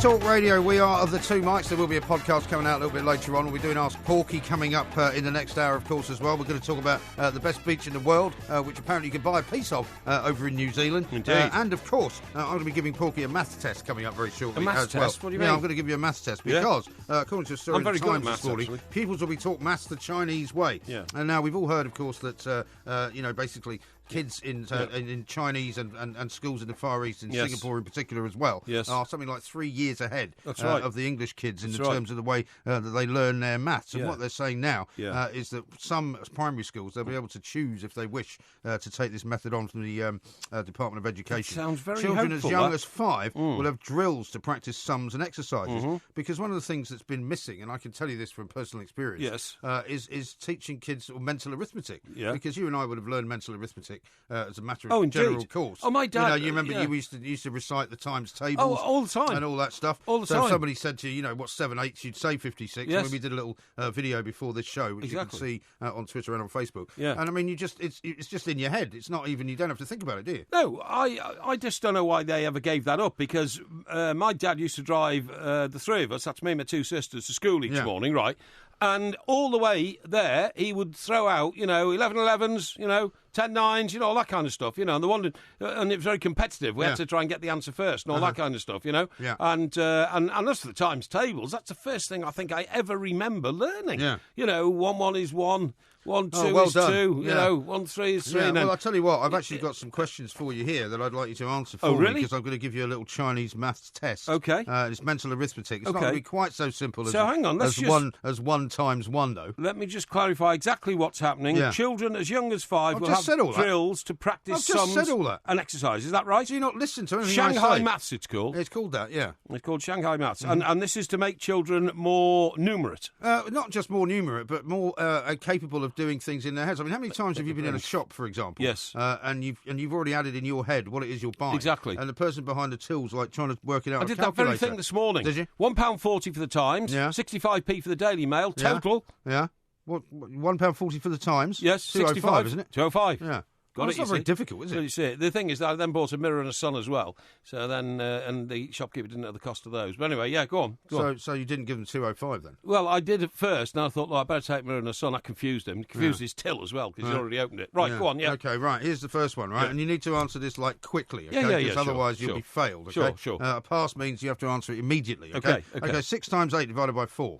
6 8s are 48, divided by 4 is 12. Correct. 7 times 9 divided by 3. 7 9s are 63, divided by 3, 21. Correct. 4 times 12 divided by 6. 4 times 12 is 48, divided by 6 does not go. What? It does not go. 6 doesn't go into 48. No. Incorrect. 8 6s are 48. Yeah, 8. you got it wrong. No, you got it wrong. No, I got Incorrect. 8. No, you got it wrong. I didn't get you it got wrong. it wrong. You said it doesn't go. I did not say that. You did not say it doesn't go. I don't think you I see, did. this is what I was saying to the professor earlier. Right. You completely dissemble. Let's just get on you with it. deny, and you make out you didn't do it. So you got 2 out of 3. Let's get on with it. Question number 4. 8 times 9 divided by 6. 8 times 9 is 72, divided by 6 is 16. Incorrect. No. It's 12. 12, that's So what I that's meant. 2 out That's of what 4. I meant 12. All right, I meant now, 12. 9 times 13. 9 times 13 is 130 minus 13 is 117. Correct. So that's not bad. 3 out of 5. Oh, no, I got 5 Go out to of the, 5. It's just that no, I... you didn't. You got no, 3 out I of just 5. jumbled a bit of the thought You process. got 3 out of 5. So what you would then be doing, you should be taking out the top stream and sent down to the middle stream, which is about where you belong. Do you know, slightly below average. Do you know this is going to cost £41 million? What is? The Shanghai Mastery It approach. is, yeah. £41 million. Well, that depends who's adding it up, doesn't it? Yeah, I suppose so. Will provide textbooks and training for 2 teachers from each participating school. The scheme will be voluntary, with schools approached by the Department of Education, specialist maths centres, and offered the chance to take part. What's not very clear, actually, in this Mm. piece, which I'm sure is correct, is that they're not being specific about precisely how they're going to change the teaching methods. But but what I believe they are going to do is emphasise more on mental arithmetic. Yeah, well, you see, the problem is, I believe teaching over the last few years has gone away from actually imparting knowledge into children's heads. But you don't know anything about teaching. I do, and imparting theory instead of... No, that's not true. I mean, for instance, I'm told by people I know who have children in schools and Like all who? that... Who do you know that's got children in schools apart from me? Well, my sister, for instance. Oh, yeah? Yes. How old are your sister's children? Well, they're grown up now. But they're grown up now. Yeah, but they're not in school. They did go to school. So they're not... Well, we all went to school. Yeah, the point is that if they're not at school now, then you have no bearing, nothing to measure it against. I am amazed that children are not directly taught now about the glories of the great battles that we fought, like Waterloo and Trafalgar and all that. Instead of which, children are taught, theory on whether or not countries should have battles. You see what I mean? All this That's not true. Well, yeah, it That is. is All rubbish. this gobbledygook. No, that is rubbish. I've got a kid at primary school Yeah. and a child in first year of secondary school, and that is complete and utter nonsense. What do they learn? They learn all sorts of They don't things. learn about Waterloo and Trafalgar. Yeah, they do. I bet they don't know about it. Yes, they do. I bet when I come down to your house for the weekend for a barbecue and a few drinks and I talk You don't to like them... barbecues? No, I don't like barbecues, no. I don't think you'll feel at home. I haven't got an automatic awning. Well, you better Maybe try I'll and get one put in. Well, I'll tell you what you can buy instead, because I need protection from the sun. You better buy a very big umbrella that fits into a table. We did have a big umbrella, actually, but it got blown away in a hurricane. Really? Yeah, so well, you better I get haven't got another one one. No, I'm not coming otherwise.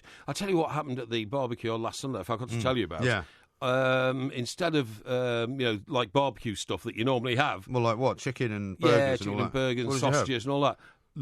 The prime fillet steak. Yeah. Cooked to perfection. Yeah. Oh! Was it marinated? Yes, it had been. It had been. Marinated in what? Like red wine. Red wine? Yeah. Oh, it was magical. It was magical. So now Provided maybe by you my like sister. barbecues then? Eh? Maybe you like barbecues That wasn't now. a barbecue. That was we went indoors Why because of didn't the you rain. barbecue it? Oh, no, I wouldn't barbecue prime fillet. Of course you would. No. Cook it. No, you cook it. Well, that's what barbecuing is. Yeah, no. So cook you have it no properly. concept of cooking. By the way, more and more people are putting pressure on me to do my sort of, cookery skills thing on Twitter. That's a load of rubbish. They want me to teach them how to cook. Oh, really? And they're going to be, and the people are asking me if I'm going to do a cookbook as well. I think I should. not. By the way, did you... I think I should. You'd hate that, wouldn't you? What? You'd hate me doing something like that because Why? you'd have nothing to do with it. Oh, no, I could contribute to that. I could get in that. Well, you bring a tin opener. Bring a tin opener. That's very funny, isn't it? I'm not going to respond to that. Right. Did What you did know you have that... for dinner last night? Last night? Yeah, what did you have? Come on. Takeaway pizza. Takeaway pizza. Yeah. You live like a 12-year-old, don't you? No, you live like Macaulay Culkin. No, I by the You way, he's basically- in the new advert. Have you seen it? It's I very know. funny. Yeah, it is very funny. It's a great ad, yeah. First time I've seen But him for ages. you are like the guy in Big as well, like Tom Hanks in Big, when he grows up, and he basically lives, he lives like a 12-year-old. Why would you accuse someone who eats pizza of being a 12-year-old? Because that's all you eat. But when I You go... have takeaway pizza, takeaway Hang on, fish and chips, hang on, takeaway hang on. Chinese. When I go to Or Domino's... if you can't be bothered getting anything in, you open a tin of tuna fish. When I go to Domino's Pizza, I do not see any 12-year-old children there, but I Really? see hundreds of adults. Because Hundreds? Adults all Quite over a busy the world. Domino's then, is it? Yeah, it is actually. How long do you have to wait for a pizza when there's hundreds of people there? 15 minutes. Really? I go to It's the very pub. good, isn't it? Go to the pub. You go to the pub? Yeah, exactly. Of course I do. Adults all over the world eat pizza. Yeah, why I are eat you, pizza as well. why are you trying to describe it as a child's Because food? that's then? all you do. No, I don't understand Well, you. what did you have the night before? I can't remember. I can't remember. Oh, well, I had the fillet steak, didn't I? On the Sunday. Fillet steak. Yeah, okay, because somebody cooked that. That's right, you were somebody else's house. But I mean, house. you just said, you eat fish and chips. Well, hang on. As far as I can understand, when I'm in Wetherspoons and... You like Angel Delight? Yeah, I'd like Angel Delight. So do a lot of people. Yeah. But a lot of adults like fish and chips. Do you see them queuing up in fish and chip shops all the time? I don't mind fish and chips. I've got no problem with fish and chips. Why do you describe me as eating like a child? I just can't understand Because that's all you ever eat, though. But it's not all I ever eat. I don't know where you you get this fixation from. You don't cook. I do cook. No, you don't. Spaghetti bolognese. You don't know how to cook anything else. I do. Like what? What about the amazing recipe for pear flan? Why don't you tell us that one? No, I'm not going to tell you that one because, you think... I think Talk Radio audience deserve to hear about it. No, that was taken completely out of context. No, it wasn't. You went into a supermarket, right? Yes. You went to the bargain area where stuff was getting out of date, right? Yes. You bought yourself a flan case, didn't you?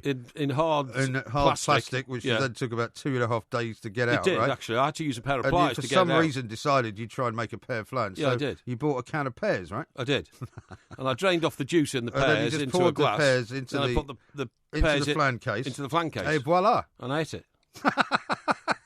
Oh, you're laughing. How else do you make a pear flan? You put pears in a flan. Not like that. Of course you do. Rubbish. Anyway. I used to make flans for a living, Oh, yeah, you told me that. I did. Bakery when I worked in the Hungarian patisserie. With the boss who had a Rolls Royce. Hey, by the way, have you seen this story about Chris Coleman and his ex-wife? What's that? Apparently, they split up in 2011 after 19 years over claims that he cheated on her. Oh, yes. Right. Apparently, he evicted her and their 4 kids while he planned his wedding to his second wife. Well, that was a claim. That was an allegation. But I know a bit about that because they live in the same street as my sister down in Surrey. Yeah, apparently she's been told there's no bitterness now. No. And she's been sending him good luck texts while he was in France in the Euros. Is that Isabel? His first wife was called Belinda. Belinda, that's it. Yeah, Belinda. Yeah, well, she's 5 years older than him. His little lad went to the same school that my friend's son went to. So I used to see him sometimes standing on the touchline watching football, you know. And as I say, he lived in the same road as my sister down in Surrey, and a terribly nice chap, and his wife's a lovely. It's nice to see people girl. Putting bitterness to one side, isn't it? Of course it is. Yeah, we mustn't have any bitterness in life if we can possibly avoid it. Took my ex about 10 years to get to that point. Well, look, considering the treatment you dished out to her, for these guys, it's only 5. The alley cat behaviour, not true, no. The rampant womanising. I won't put up with that. The drinking, the never turning up at home. That's not true. None of that's true. The immoral approach to life. I'm sorry. I'm amazed she's still talking to you. I know your first wife, lovely girl. You know her, lovely girl. The treatment you meted out to. Lovely girl. She's a woman of some years now. Did you know to be referred to as a girl? Did you know there's an asteroid the size of the Royal Albert Hall hurtling towards Earth?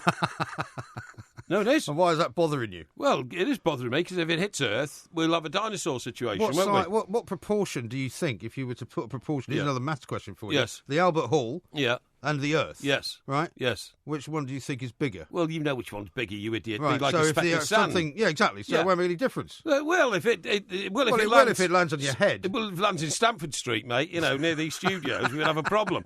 But it's... what are the chances of that happening? No, let me tell you. I've seen the time. Yeah. All the major powers in the land have got together to try and... Well, we haven't got any major powers in the land. No. I mean, around the world. Oh, okay. To devise a rocket that they're going to fire at it to... You sure you're not reading the plot of some Bruce Willis movie? No, to nudge it off course. Eh? To nudge it off course. Rubbish. Yeah, no, I'm telling you. Absolute telling rubbish. You it's happening. Stop trying to worry people. Came out of one of my scientific journals, seriously. Stop trying to worry people. Across the UK, online and on DAB.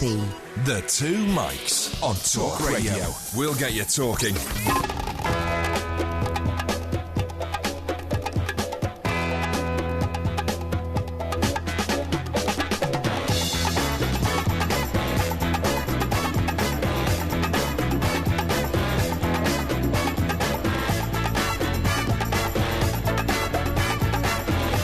Talk Radio, we are the Two Mics. We've got a poll running on the on the Twitter page, I should say, at Talk Radio. It's now 59% of people who say we should not have a general election because Theresa May will later on today, I think, be appointed or maybe anointed the new Prime Minister of the country. Nobody's quite sure what's going on. She's certainly not sure what's going on because she doesn't know yet who she's going to form her team with. David Cameron had his last cabinet meeting, of course, today as well. And we still don't know what's going on with Jeremy Corbyn and the Labour Party. They all seem to be suing each other at the moment, or threatening to sue each other. Yeah. Life, it seems to me, Mr. Parry, is a lot more idyllic on the other side of the world. notably a place called New Zealand. Yeah, I've never been to New Zealand, unfortunately. I haven't, sadly. But I used to write a column for the Auckland Herald. Oh, you told me that. The Auckland Sun, actually. You told me that. Yeah, it is one of my ambitions to get there. I've been to Australia a few times. I'd love to push on and go to New Zealand. In fact, I know that you've got a holiday arranged this year. Yeah. I might just make that my destination to go and have a look. Yes. Do you know, I'm thinking about, or I've had shall we say, a suggestion that next year we go to Australia. Yes. And I've said that the only way I'll go to Australia on holiday is to maybe go and do a show down there. Yeah. Well, we could do the same in New Zealand. But we've got a man who knows an awful lot about New Zealand because he's actually there, a man called Matt Budd, programme manager for Fresh FM in Nelson, New Zealand. Yep. Because they've got the greatest beach in the world there, right? They've got the beach named as the greatest beach in the world, and to preserve it for local people so it doesn't get bought by developers and all that kind of stuff, the local people have actually got together and bought it. They've raised an enormous amount of money, over £1 million. Right, and don't you want a piece of it as well? Well, I wouldn't mind getting involved well, let's if we talk to can. Matt and find out. Matt, a very good morning to you, or a very good evening to you where you are. Yeah, good evening. How you doing? Yeah, very well, thank you. Very well indeed. How great is this beach, Matt? And why can't anybody else sort of get in on the act, as it were? It is a pretty great beach. It's in paradise, man. The Abel Tasman National Park is Golden Sands, Clearwaters. It's absolutely beautiful. Really, really is. And yeah, it's just like anywhere that's absolutely beautiful. People with with a bit of money to spend tend to come in and think, I'd like to holiday there too, and they seem to have a few more means to be able to, take over the place a little. So, I mean, has an idea to raise funds? Has it been a problem in the past that people decide that they love a particular part of New Zealand so much that they build a house there, or they try and sort of section off a bit of the beach or something? Yeah, it seems to be. There are quite a few holiday homes and stuff over there that the government is slowly buying back. As family die off and things, which is quite nice. But yeah, there's a lot of areas around there that are getting very heavily developed. Like not far from there, I think Shania Twain, that country artist, has property, and there's people from all over the globe seem to come there because it is so beautiful. I see. So who got the idea then to say we're going to buy it and preserve it for ourselves? Because it's on one of these crowdfunding campaigns, isn't it? Somebody suddenly started up some website. Is that right? Yeah, it was, I think, just through the Give a Little website. A couple of guys were talking about it and went, man, we should get behind this and see if we can get the people in New Zealand to buy it instead. So, it happened. You did. I think so what does it actually, what does it mean then? I mean, does that mean, for example, if you want to go and visit the beach... You need a pass or something? Do you need a permit? Do you need to pay or anything like that? No, it's now part of the national park, which means it's open for everyone to go and enjoy, and nobody can build on it or do anything with it. It's just there for everyone to enjoy. No, I understand what you're saying. We've got a place in this country called Sandbanks, okay, and it's said to be one of the most exclusive bits of real estate in the world. Down in Dorset, isn't it? Yeah, it's down in Dorset near a place called Poole on the south coast. And what's happened there, Matt, is that the development has come now within maybe 3 or 4 feet of the water in some places. You know what I mean? Because they're building houses there worth 20 million, 25 million, 30 million pounds. And the thing is that what happens is every time a little bungalow that was built 40 years ago, 50 years ago, comes up for sale because the elderly owner has died, it's snapped up by a property developer, and you have a massive mansion there, with a key and everything. And I can understand why the people of New Zealand are trying to stop that happening. Yeah, that's exactly right. It's happening around the place. It's going to be a worldwide problem, really. But New Zealand is, I think, a desirable place to be at the moment. Look at what's happening, around the place. We're quite removed, and it's beautiful here. Yeah, the only very underpopulated country. Well, I was about to say, I'm a bit surprised that just one beauty spot has been snapped up by people buying it, because there must be thousands of beauty spots in New Zealand. There are, but the Abel Tasman itself is pretty special. But it is we've only got 4 million people here, so there's plenty of space to move. But all the ones that you see in the postcards are where everybody wants to be, of course. Yeah. And what about the weather at the moment, Matt? I mean, I know it's night time, but I mean, it's not quite as clement all the year round as it is in Australia, is it there? No, it's about, I think it's making it to about 14 degrees during the day at the moment. Okay. We're in winter, so and but it's pretty much blue skies and, clear. We get the odd frost in the morning. Yeah. Now, bit cold for Matt, a dip. if I was going to make a flying 10-day visit to New Zealand, I'm flying from London, where would I go first? Which of the 2 or 3 cities I've got to see? Wellington is a great city. Prepare to be cold. Yeah. So, it's always a bit breezy there, but it's a cool capital city. It's small enough to be able to get around, and there's a lot of funky stuff going on there. Of course, if you're into the tourist thing, you've got to go to Queenstown. It seems to be the tourist mecca of New Zealand. Yeah.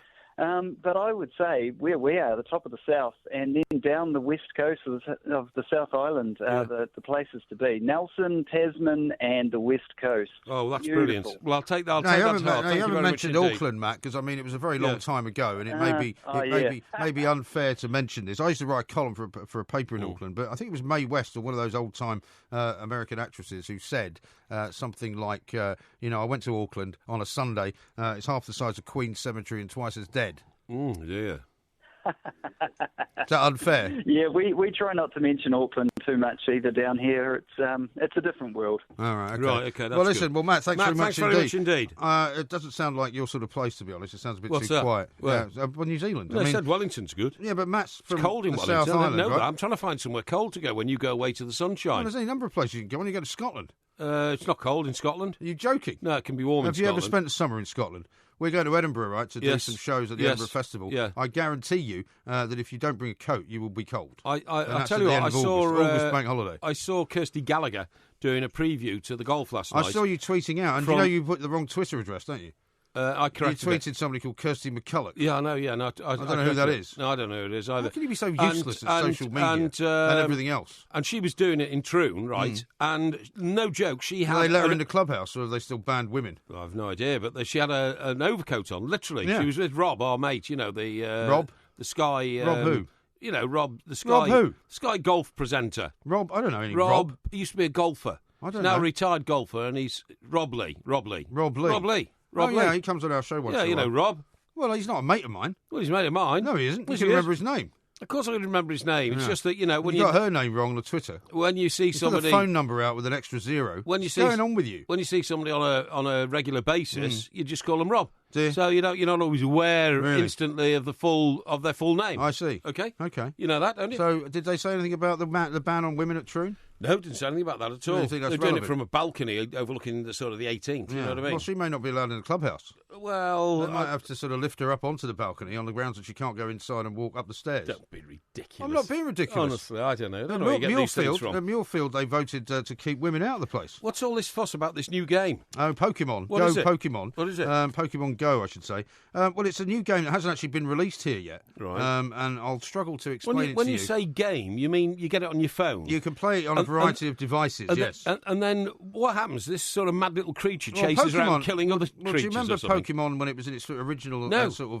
I've no idea what it is. My kids used to be into it. My older kids, when they were at school, in their mid-20s, 15 years ago, yeah. And you would collect cards. And there's all sorts of different characters. And you would collect cards and swap cards. Where'd you get the cards from? You would buy them in a like shop. Bubble gum? Yeah, that kind of thing. Yeah, right, okay. And so you would, it's a bit like football cards. I know, yeah. Anyway, so of course now there's a digital version of it. Yes. And there's this thing called Pokemon Go where basically you go to certain places to try and collect these Pokemons. Right. Because they come up on your device, as it were. Like, for example, if you were walking down Stamford Street, it might say to you, look, there's one behind that building. So you go there and then you collect it. Is it like collecting the 11 members of a football team or something like that? It kind of is. Right, I see. I mean, what we're going to do is tomorrow we're going to get an expert on who can explain it in better ways than I can. But one of the problems at the moment is because it hasn't officially been released here, people are playing the game, I think, in Australia and in parts of the Far East and all that. But one of the things that it does is it works in conjunction with like a GPS system. Right. You know what that is, right? Yeah, that's a tracking system with a satellite. Navigational system. There's a story in one of the papers today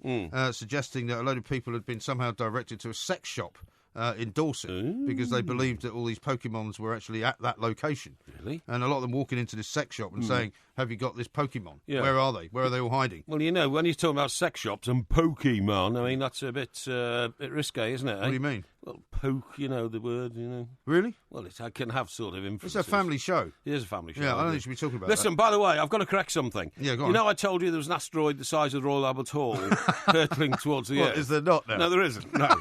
No. the situation is... What, is it the size of the Albert Memorial? No. The situation is that it was an exercise... Is it the size of Prince Albert? No, it's an exercise taken on by scientists... What? ...to try and see what the reaction would be... Well, obviously, they've just discovered it. Idiots like you start panicking and saying the world's going to end. No, the thing is, there are millions of meteorites literally spinning around in space, okay?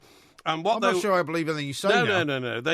And it says here, the world needs to work out how to deal with situations such as an asteroid the size of the Royal Albert Hall. Well, is there an asteroid? No. So why do you have to worry about it? Well, in case it appears, because it could be millions of miles away and heading this way fast. I'd be more worried about an asteroid the size of, I don't know, say, the Empire State Building. Shaped like a big dart. Well, it could be. Eh? It says in the report that I've uncovered, more than 99% of the million wandering asteroids capable of wiping out a city, that's 1 million, right? Yeah. And 90% of those that could devastate several countries at once, right, are missing from NASA's maps. What do you mean they're missing? They've gone missing from the NASA maps which track asteroids. Well, because they've either gone out of the universe or they've gone into a dark hole or something like a black hole or something like that. Or a wormhole. But the thing is, if they can't find them, if they don't know where they are, they could whip back and hit the Earth. Well, hang on. If NASA doesn't know where they are, what chance have we got of finding him? Well, the next time you might find out where it is, it might have taken out, sort of Sydney, Australia or something. Well, yeah, but that's not going to be very helpful, is it? It says here... You can't really prepare for something that you can't expect. Well, there's a guy here called Rusty Schweikart. Rusty Schweikart. I'm not sure you need to trust somebody called Rusty. Rusty Schweikart used to be an Apollo 9 astronaut, but is now known as, this is his job, he's planetary defender. Really? Yeah, he's a planetary defender. That's not a job. It is a job. No, that's not a proper job. It's a NASA job. What's your job, Rusty? Yeah. Planetary defender. Yeah, he's the planetary defender. No, I don't think so. And he says it's not a question of working out what to do if one of these strikes the Earth. It's a matter of when. So I'm not quite... Who does he work for, I'm not guy, completely Rusty? wrong. Well, you're not completely wrong for the first time in the show. What? Who does he work for, this guy? Well, he kind of works for sort of an organisation which is a bit like NASA. What, like in his head? No. Anyway, look at the time. Let's talk about the end of the world, and we're running terribly late. He is a planetary defender. Yeah, but who for, though? Well, I'll tell you that in a minute. Is he reporting into the local lunatic asylum? Across the UK, online and on DAB. It's a new frontier in broadcasting. The Two Mics on Talk Radio. We'll get you talking.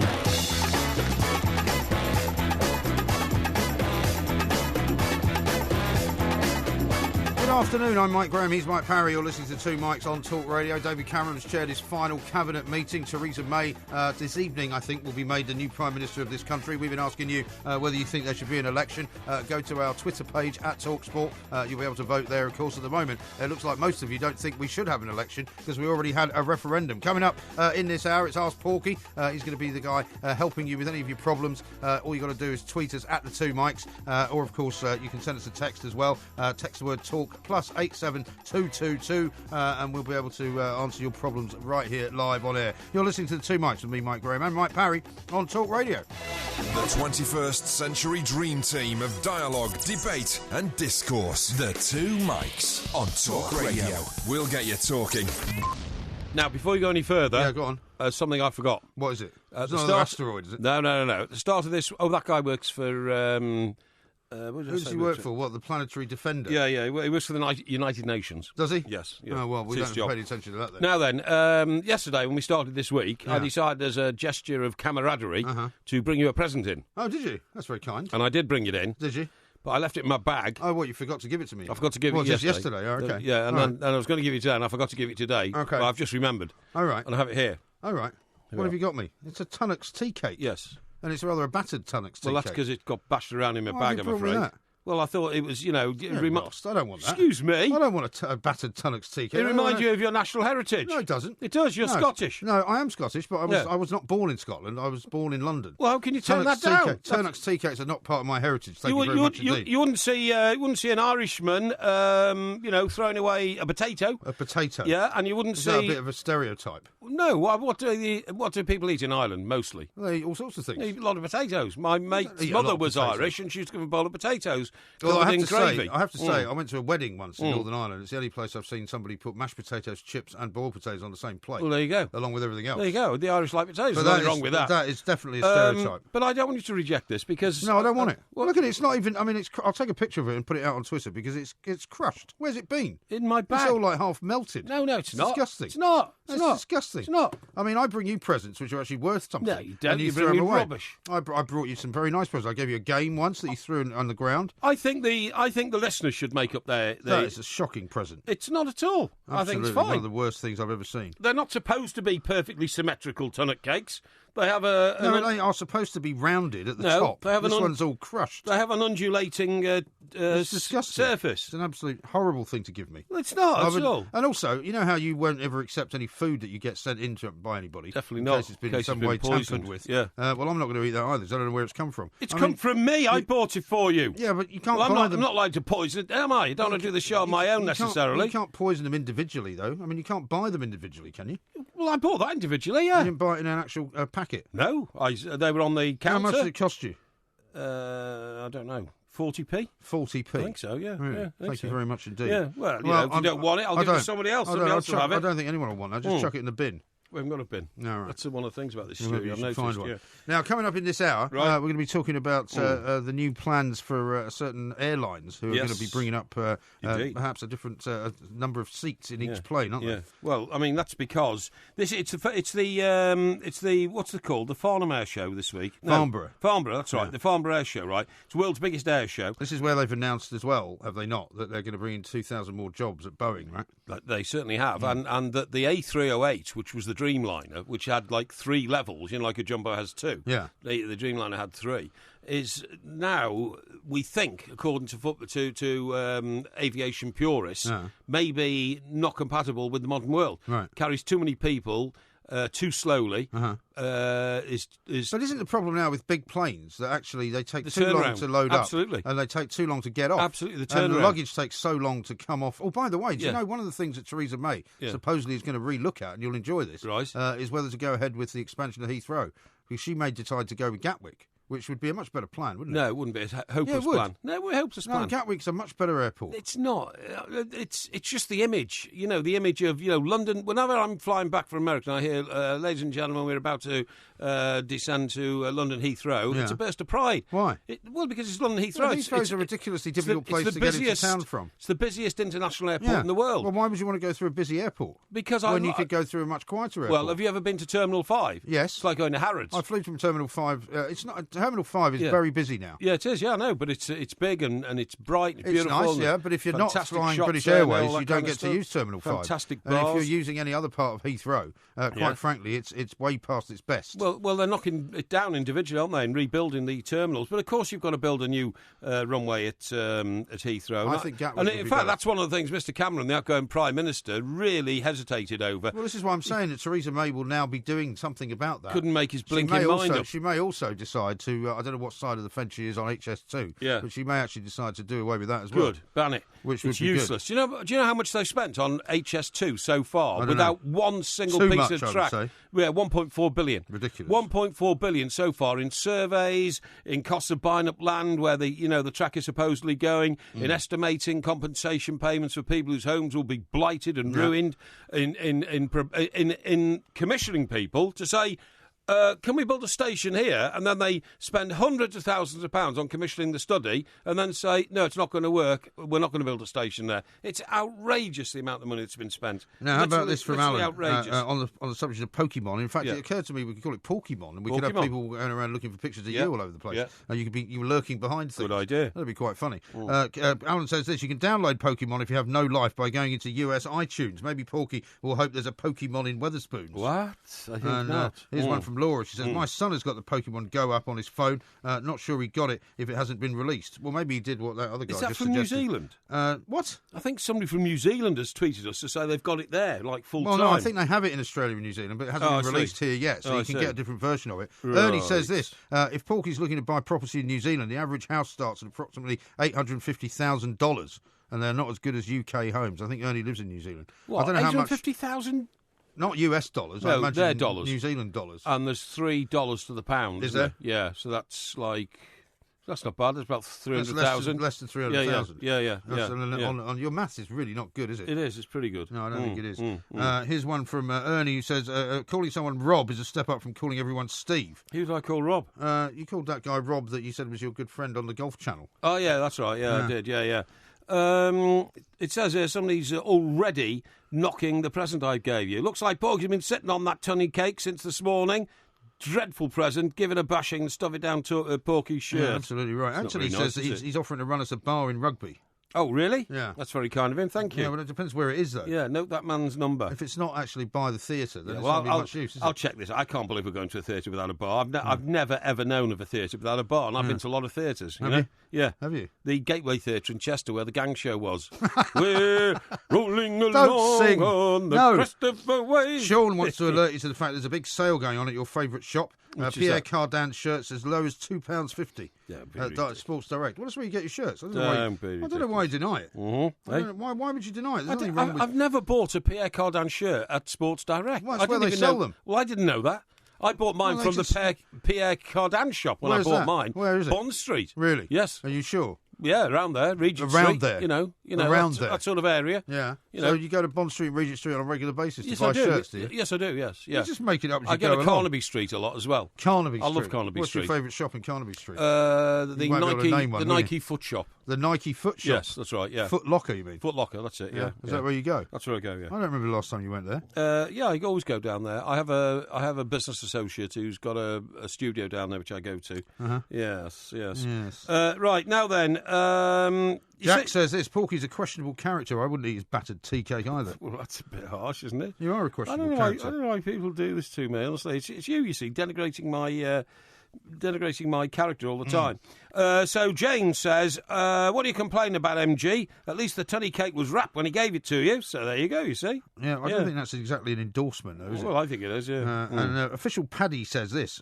He says, seriously, though, now that the Porkmeister says there is no large asteroid, is it safe to leave the bunker? Yes, leave the bunker, yeah. No, that was just an exercise. But there are meteorites spinning around the world. Yeah. And to be perfectly fair to myself, that report did say, according to the Planetary Advisor, right? Was it Planetary Advisor? No, Planetary Defender. Planetary Defender, that one of these days we're going to have to face up to the fact that there will be an asteroid heading to hit Earth, and we've got to devise a way of diverting it. But we hear that all the time, and quite often they come quite close to the Earth, but none has ever actually hit the Earth, have they? Wouldn't you say that it's better to be prepared than unprepared for that sort of thing? But you can't prepare yourself for something for which there is no preparation. Well, I mean, if an asteroid's going to hit the Earth, what are you going to do? You can't really do anything. If you get into that report, what it says is devising a form of missile which can literally deflect an asteroid, so that if it's heading for Earth, you can knock it off course. You see what I mean? Okay. Yeah. All right, I think we should talk about more down-to-earth matters, to be honest. And coming up next, we're going to talk to Tom Hall, who's travel editor at Lonely Planet. Excellent. He's going to be telling us what he makes of these plans to make airline seats bigger. In order to accommodate larger people. Across the UK, online and on DAB. The Two Mics on Talk Radio. We'll get you talking.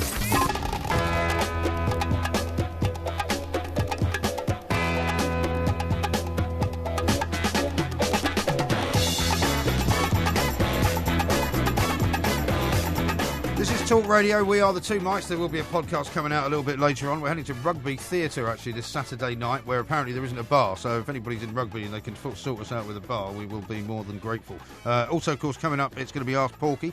We've got lots of good questions for you, Mr. Parry. Yep. You are here to help. It's a sort of agony column that we do here on the show. Indeed. And, of course, it will be coming up very, very shortly. Indeed, it will be. Now, what else you got for us? Now, listen, you're always accusing me of being a narcissist, OK? Yeah, well, you are a narcissist. And you accused Liam Gallagher of being a narcissist. He's the most narcissistic person I've ever met, based on the fact that he's got 1 million followers on Twitter. That's right. And he doesn't follow anyone else. That's right. He follows nobody. Now then, this is a good thing. Yeah. This is a good thing. What, narcissism? Oh, yeah, absolutely. How is it a good thing?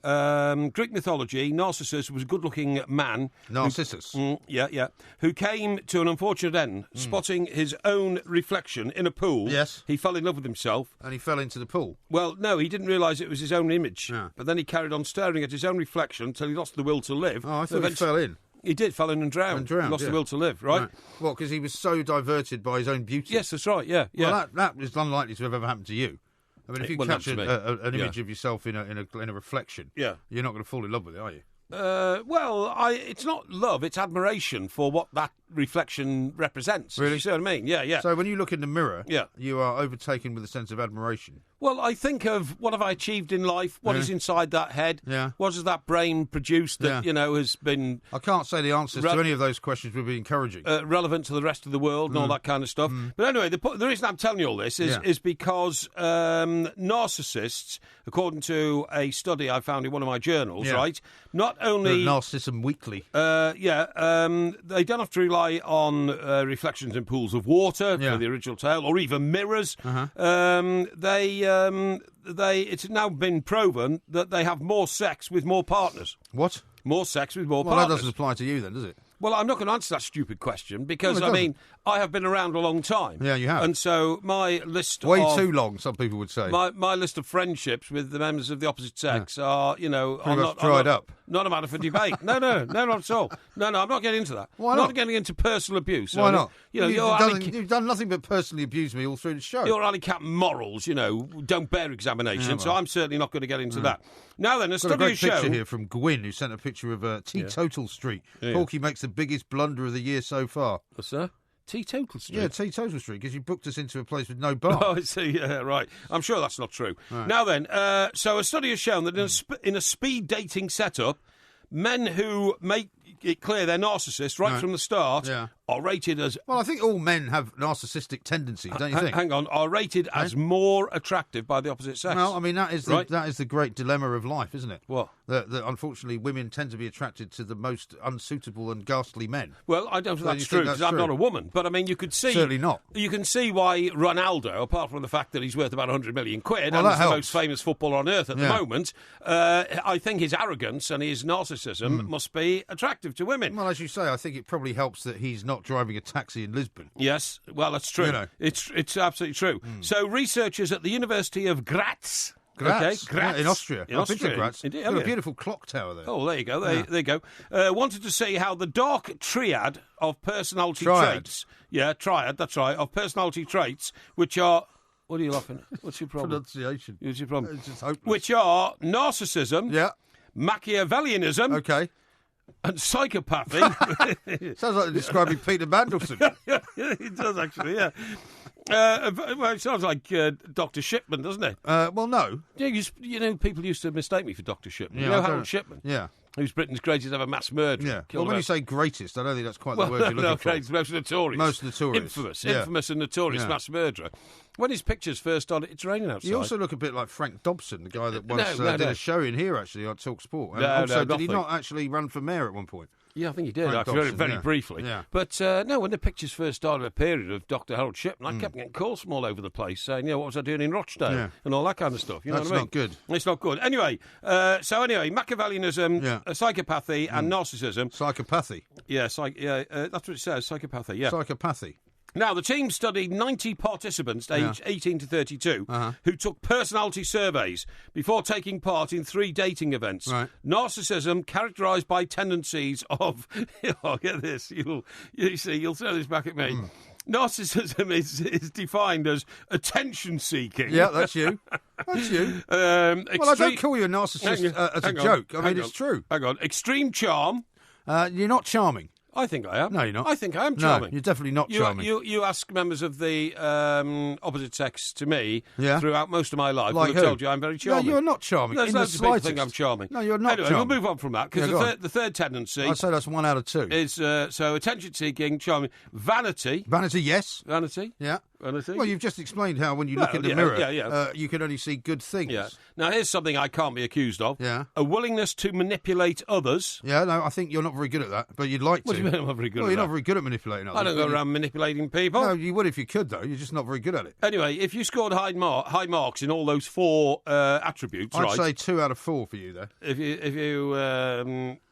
there's a cartoon here that goes with it, which you'd say sums me up. There's a bloke and a lady at dinner together, okay? Yeah. And the bloke's waving his arm around saying, that's enough about you, what about me? Let's talk about me. That's exactly you. I mean, whenever I try and tell a story on this radio station, or indeed anywhere else, you immediately jump in and start telling a story about yourself. I mean, whenever we talk about somebody who's unfortunately passed away, you end up telling a story about how you either met them or some memory of yours. I mean, all you do is talk about yourself. We only talk about famous people, so I probably did bump into that person. Now then, another psychologist who's got a very unfortunate name, but that's because he's probably Austrian. His name is Emanuel Jerk. Oh, yeah. Okay? Jerk. Yeah, Jerk, yeah.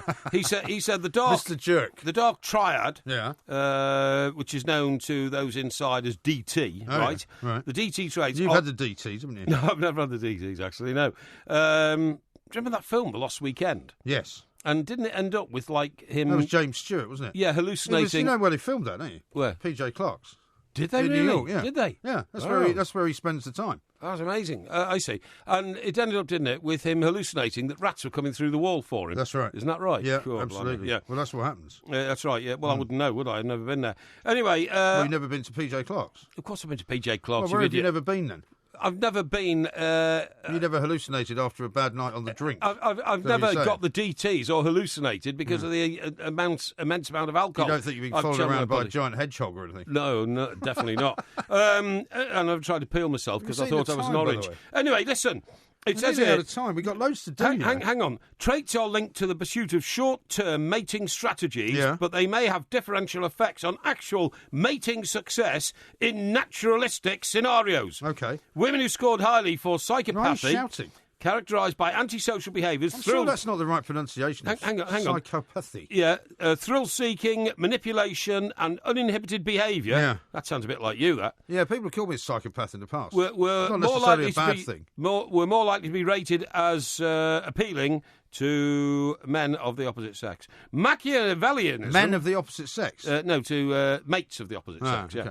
Machiavellianism, generally associated with coldness, manipulation and immoral thinking, was linked with a lower chance of being chosen for a short-term partner. Is that right? How about that? Well, I mean, none of that surprises me. As with most of your surveys, I think Mr. Jerk has hit the nail right on the head there. He might have done. Yeah. Now, coming up, we're going to talk to Tom Hall. He is, of course, travel editor at Lonely Planet. We've got Ask Porky to do as well, so we haven't got an awful lot of time. Yeah. So you're going to have to stop babbling on constantly, right? Here's one from Steve, who has tweeted in saying, is Mike Parry bidding for the Jeff Hurst shirt, or are the Gary Lineker-signed underpants up for auction more on the ball? Neither. Did you not say that it might not be the real shirt? Well, I can't say that because that's perhaps feeding out false information. Well, you can question whether it is the right shirt. There have been debates over the years as to the Jeff Hurst shirt. How many of them there are in circulation? Because an England player, when he goes to nationals, 3 shirts on his bench, you see, right. And he might play in 1 or 2 of them. He might change it at half time. There's all that sort of thing. You know what I mean? Chris corrected me on Lost Weekend. It was Ray Milland. Oh, Ray Milland. Okay. I'm sure it was Jimmy I thought it was Jimmy Stewart. It was only was the big drop. The 21st century dream team of dialogue, debate, and discourse. The 2 mics on Talk Radio. We'll get you talking.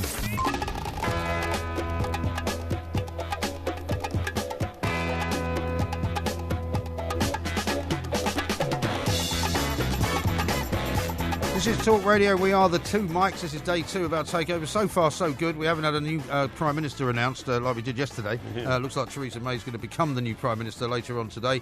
Cameron has chaired his final cabinet meeting, happily wandering off into the sunset. Whistling, literally doing that, sort of humming and whistling. We heard earlier that, because he's the kind of guy who actually...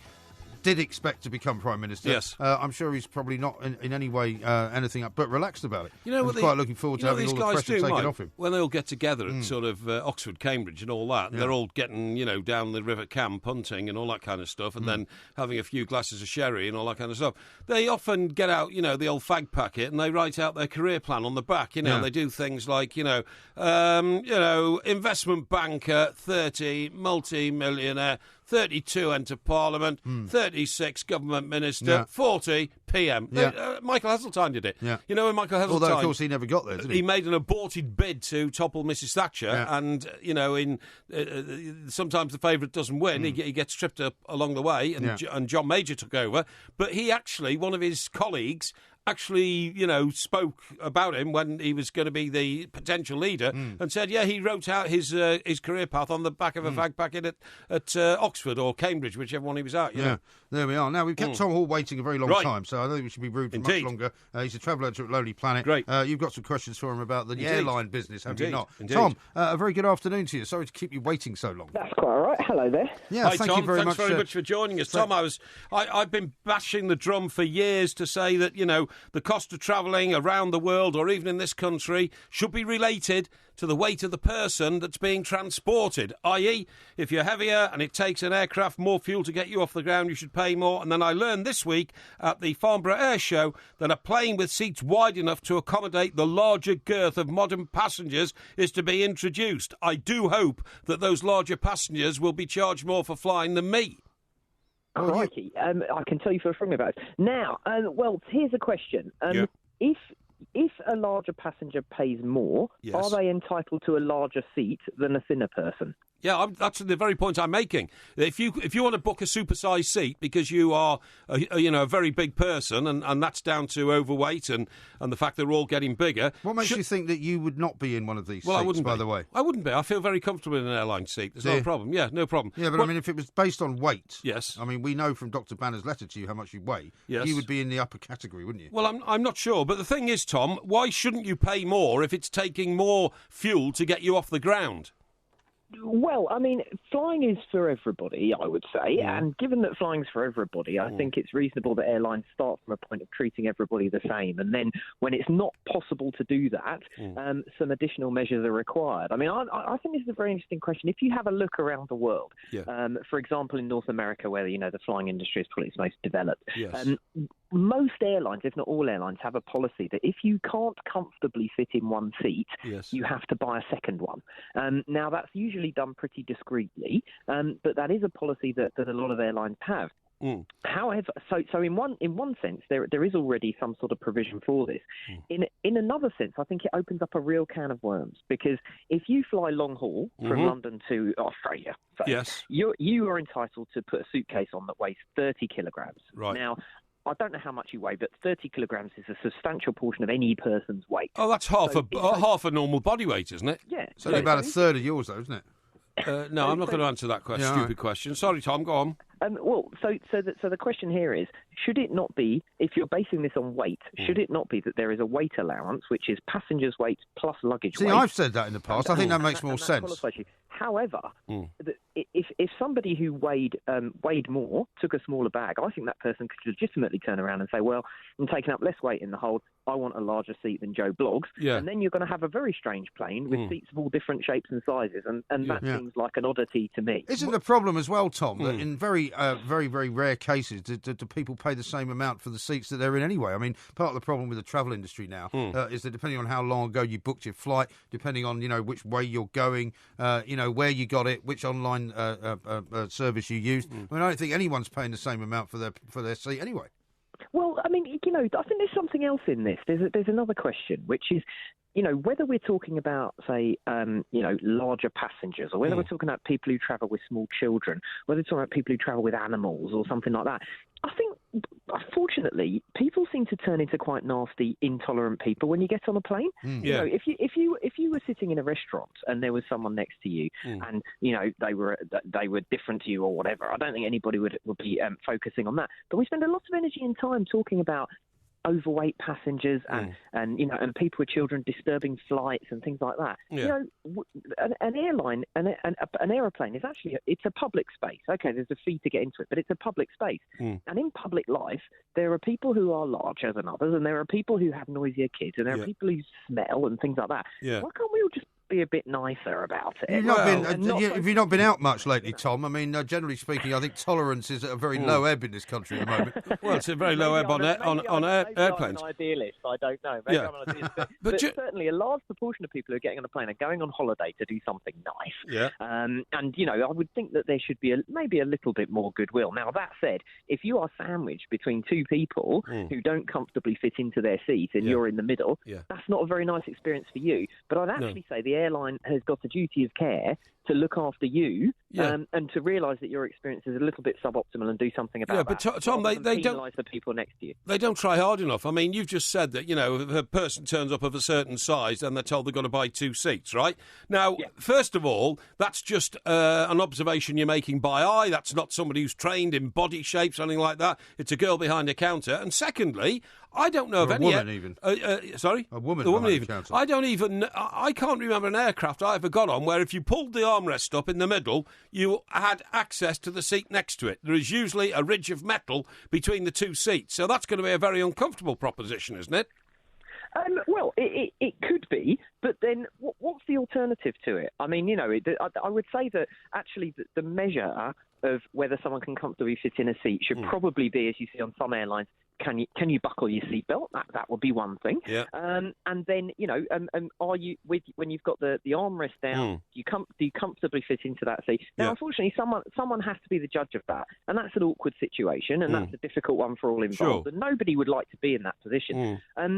But I think if we try to zoom in and make hard and fast rules, you'd end up with a very strange-looking airline industry. Now, Samoa Air in the South Pacific. Samoa Air made headlines a few years ago because what they said was, Samoan people generally can be quite large. They can. Samoan rugby players, they're enormous, and a lot of sumo wrestlers from Samoa. They said, we will charge you by weight. Basically, there is a per kilo charge. However, what do you do about seating those people? Because there's two things. There's the logical point that you make about how much how much the fuel costs and the proportionate charge on fuel.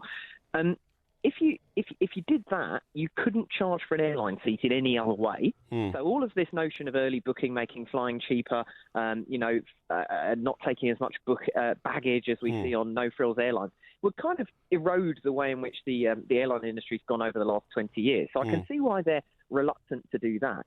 And the other thing is, who if you were say on the fringes of being considered too large or too heavy to get on a plane, who would want to do that? Who would want to go to book a flight and go and put themselves up for that experience, which could be very humiliating and very embarrassing for everybody. Yeah, but involved. Some people just have to. It would be a non-business decision. So I think where we're at the moment is we're in the middle. There's an awkward situation. It's not perfect, but then humans or self-loading cargo, as airlines like to call passengers, don't come in the same neat shapes and sizes and boxes as everybody else. Well, sure, but Tom, what I don't understand is I don't even know why this is a debate on airlines, because I'm not know how old you are, but if you remember the original Mini car, right, which was probably around in the swinging 60s. My first car was a Mini. There you go, okay. Now, if you took that car today and compared it to the new Mini, 40 years on or whatever, right, it's about twice the size. I mean, modern-day people can't get into those Minis. So what I'm saying is, I don't know why the airlines haven't just gathered that we're all getting bigger all the time. But if they put bigger seats on the planes, they can't get as many people on the planes, so they can't make as much money. Then they should build bigger planes. Should build bigger planes then, shouldn't they? That costs more money as well. Well, then you get more people on bigger planes. And the other thing is, Tom, we read all the time now about health authorities having to order special new ambulances with special springs to get big fat people in them, and mortuary slabs have got to be bigger and stronger. So the whole world is getting bigger, isn't it? And the airline industry's got to cope with it. I'm afraid I'm a mere travel writer. I don't really have a view on ambulances and things like that. But what I would say is airlines are striving to provide a service that is completely average. Yeah. I mean, an average as in it would suit as many people as possible. And the thing they're now doing as well, the thing that I find really infuriating, actually, Tom, to be serious for a moment, is the kinds of things that used to come free, which they're now charging for. I mean, for example, you can't now. I mean, of course, you can check in online if you're going long haul, but if you want to check in online slightly earlier than everybody else is checking in online, you have to pay a fee. If you want to reserve a seat on a budget airline, you can do it, but you have to pay them a fee. The worst thing I saw recently was when I flew to New York. Not only when you were checking in did they want you to pay an extra fee to check in, they wanted you to pay an even bigger fee to get a bulkhead seat, which you used to just be able to reserve. Well, all I'd say to that is you could flip that on its head. If all or any of those things are super important to you, you can now make sure that you can do them. If a bulkhead seat is the be-all and end-all... Well, no, not necessarily. I mean, it's no easier. Then you can do it. No, you can't, though, Tom. No, you can't, because it's no easier to pay for it and reserve it than it was before to just reserve it without paying. There's still only so many bulkhead seats. If you don't get in quick enough, you don't get one. Exactly. But now you have to pay extra. But at least now you have a chance and a choice of doing so versus not doing so. I mean, but you always had the choice, Tom. The outcome of all of this is the price of your air ticket being remarkably low. I mean, £200 return used to be the norm to go from London to Rome, and it cost me £35 to do it. Yeah, but I'm talking about New York City, where I used to fly backwards and forwards an awful lot, where £300 or £400 was a guaranteed economy seat. You can't get economy now to New York for less than $600, and you have to pay extra for a bulkhead, and you have to pay extra to reserve a seat. I mean, it's nonsense. Well, I think if you break down the cost of your ticket, a lot of the cost of a ticket to New York are in taxes. Point one. That's true. And the other thing is that a lot of the time when you're flying to New York, almost all the time, you aren't flying on a budget airline. If you're flying on a budget airline, that's when all of those things take place. If you go to the traditional carrier, a lot of those things you talk about aren't really in place. Now, they're coming, and they're coming along, but that's because it's been shown that actually people would prefer to pick and mix what's important to them. And for some people, reserving a seat is really great and really important. And in other cases, it's not so. When are we going to see a budget airline flying to America again in the day like there was in the days of Freddie Laker? When are we going to see that? If at all? Norwegian Airlines do offer something like that. A service that's like that at the moment between Gatwick and New York. It's more complicated to fly to North America because of regulations, really we benefit from membership of the single European airspace, which is why... is that going to change, by the way? Sorry to keep interrupting you, but we're short of time. All right. I mean, since we voted to leave the European Union, Brexit, we've heard a lot about how prices might go up, Brexit exchange rates are airlines going to be different. I mean, is it actually going to change much? It's too early to tell, and it really depends what we end up with. But the point that I would make is that, A, all these things are a negotiation. B, the UK outbound aviation market is very, very substantial. Exactly. It's unlikely that any airline in Europe is going to want to restrict their access to that. Exactly. But you might find over certain routes over time, there's some airlines pull out, which means that there's a bit less competition, which means that fares could go up. Very, very early days for that. Okay. Yeah, Tom, thank you so much for joining us. Sorry to keep talking over you, but we've got an awful lot of ideas here at Two Mics and Talk Radio. Ideas are pinging around inside my skull. Some of them are pinging around and have been for many, many years. Pinging around inside my skull like a pinball machine. Yeah, exactly right. Pinball wizard. Across the UK, online and on DAB. The Two Mics on Talk Radio. We'll get you talking.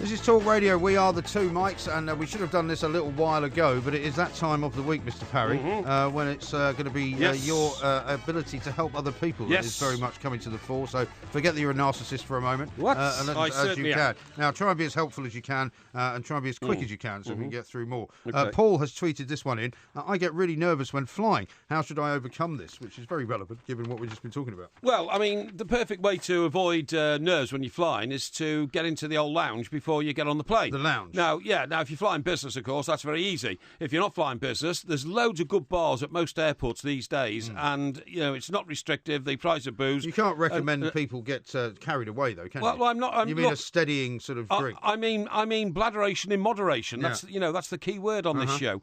And what it means is it will fortify you and steel you, as alcohol does in many other areas of life. When you feel that you're going to propose to your girlfriend, you might take a quick drink. When you feel that you've got to go and confront a situation which might end up in violence and broken noses and all that kind of stuff, you take yourself a quick drink. All I'm saying is sometimes you're going to watch your football team in the cup final or something like that. You need a quick drink to steady your nerves. It's the same with flying. Okay. I'm not sure we can recommend that as a general piece of advice, but Mr. Parry, of course, is a law unto himself. Here's one from Kai Yang. It says, Porky, who do you hate most? Liam Gallagher, Jon Snow, cyclists, or Jay Rayner, the man who can't be named? I don't hate anybody. I really don't hate anybody. I admire people, but I don't hate anybody. What I would say is, of those people people you've named. Liam Gallagher, terrific frontman for a great band, Oasis. Best frontman since Mick Jagger, without exception. And, I hope that he reinvents himself into a situation where he can someday inspire us again in the way he has done in the past. As for Jon Snow, well, completely indifferent. Sorry, we don't see eye to eye.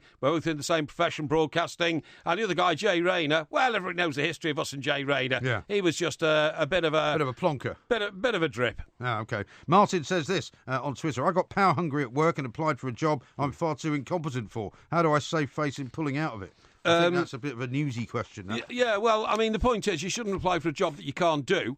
And if you're incompetent and not able to do the job, you might be putting other people at risk. But the main point is you've taken that job from somebody who is competent and able to do it. Therefore, you be as honest as you possibly can. And this could work to your advantage. You go to your boss and you say, look, I've looked at this situation again. I don't think I'm going to be up to this job. I felt I should be honest with you before I start the job. And do you know what will happen then? That boss will then find you a job that you can do for your honesty. You don't think that he'll ridicule you for trying to overreach yourself? No. Well, shame Andrea didn't listen to that after you put the bet on her. Mark says this on Facebook. The UK has voted to leave the EU. Should I stay here in Bulgaria with cheap bladderation and Rogerisation in 40-degree heat or return to the grim north? If you're trying to compare Bulgaria to the north of England, there is absolutely no comparison. The north of England is the most wonderful place. It's full of great architecture, it's full of great people, full of great towns. Well, Bulgaria's not quite full of nice great countryside. Well, I've never been to Bulgaria, so I don't know. All I know is that in Bulgaria, you won't get roast beef and Yorkshire pudding on a Sunday. You won't get a Wetherspoons bar, just around the corner. It's all about drink with you, isn't it? You won't get Coronation Street on your television. You won't have a local fish and chip shop, and you won't be able to go to the beaches of Devon and Cornwall. So if I were you, mate, I'd get back to Northern England as soon as possible. Richie says this: do I buy another Skoda or upgrade my status and get a Volkswagen? I wouldn't have either. Honest to God. Skodas, I mean, now they've been reinvented and they're quite a passable car, although I still think they carry the stigma of being the world's cheapest and most useless motor car that was ever made. That's a bit harsh. Apart from that one that was made in East Germany, yeah. Well, the Trabant. The Trabant, used to fall to pieces and all that kind of stuff. As for the Volkswagen, I'm afraid They've had a few issues this year, haven't they? They've had a few issues, but that aside, I've never been able to get away from the Volkswagen as the Beetle. And I thought it was always a woman's car. A woman's car? Yeah, absolutely, woman's car. It's a sexist thing to say. Well, no, it's just that I just think it was the ugliest car I've ever seen. And we had some neighbours in our street, and I used to hate going to the beach in it because it was such an ugly car. Really? Yes. 2M says this: my secondary school, my daughter's due to join in September, has just been given a Port Ofsted. Do we move or pay to go private? Well, the answer to that is, what is the economic factor best suited to yourself? If you move, is that going to cost you so much money to move to a bigger house, to pay for all the fees and all that, that actually you can work it out for, see a decent private school is going to cost minimum 10 grand a year, isn't it? Easy. So, say 15. And over sort of the 7 years from 11 to 18, 750, it's going to cost you over £100,000. It honestly depends whether you've got £100,000 well worked out. Yeah, exactly. Yeah, it's a factor of 10,000. I've multiplied. No, I've multiplied 15 by 7 and come to over 100,000. Okay. If I were you, though, I would actually put that as a priority over buying a new house, buying a new car, going on holiday, or even putting meat on the table on a Sunday. Okay. Ian says this: I'm concerned on Facebook that I'm adopting Parry mannerisms in my day-to-day discourse. Can you advise how to avoid this developing further? Well, it depends what sort of mannerisms you're talking about. I mean, if you are talking about my eloquent use of the English language, if you are talking about the expressions I use to describe people who I think are not up to their job, then go with them. Because let me tell you, I am not ashamed of any of the mannerisms or any of the spoken expressions which I have introduced into the English language. Stick with it. Okay. Here's one from Mr. Sloke, who says, someone I know is always bragging about how skilled they are in every sport I mention. How can I shut him up? Well, if I were you, mate, the best way to shut up anybody who's a braggart is to do better than them. Braggarts are okay, providing that they can back up their braggery. But if they can't, tell them. Tell them to put their money where their mouth is. Paul says this: would you pour Prosecco into a posh champagne bottle to keep up appearances at a party to which you were hosting? Well, I wouldn't even try to fool people that it wasn't Prosecco. I found out, much to my shock, that Prosecco is now a very acceptable form of drink at parties because almost everybody agrees champagne's far too expensive and it's priced itself out of the market. And known, even when I got a good like receptions and things now, people say, "Do you want a prosecco?" Do they? So there's no shame in drinking prosecco whatsoever. Well, there never was. Well, at one time people thought it was people thought it was a cheap man's champagne, but really? it's not. Not at all. Martin says this: Are you related to William Parry of the Parry plot to assassinate Elizabeth I and install Mary Queen of Scots as Queen? No, definitely not. Are you sure? Definitely not. It doesn't go back that far with me. And anyway, I thought Elizabeth I was a good person, so I wouldn't have been attached to. You were involved in I wouldn't have been attached to anything like that. Okay, we haven't got too many more questions to ask you. Who's the greatest British sports person of all time? Says Andrew. Alan Ball. What? Without a shadow of a doubt. Alan Ball? Alan Ball was mad. Alan Ball was the youngest member of the England World Cup winning squad in 1966. He was mere 21 and he was man of the match on that day. And as that is the greatest sporting achievement we've ever accumulated in this country, it has to be Alan Ball. Okay, and one final question before we talk to John Holmes, who's coming up next. Who would play you in a film about your life? Oh, that would have to be Brad Pitt. Sorry, what's this collective laughter? Yeah. I'm sure it wouldn't be Grizzly Adams. No, it wouldn't be Grizzly Adams. Who would play you then? Who would Man play Mountain? Me? I'd play myself. No, you wouldn't. Man Mountain or cameo role. No, I tell you what, that Gerard Depardieu, the French guy, he looks just like you. Yeah, he's got a big, fat, ugly face, big, fat, ugly body, and he stumbles around like you do. Yeah, okay. Oafishly. He's much taller than you as well, isn't he? Well, it doesn't matter if he's much taller than me. He looks exactly like you.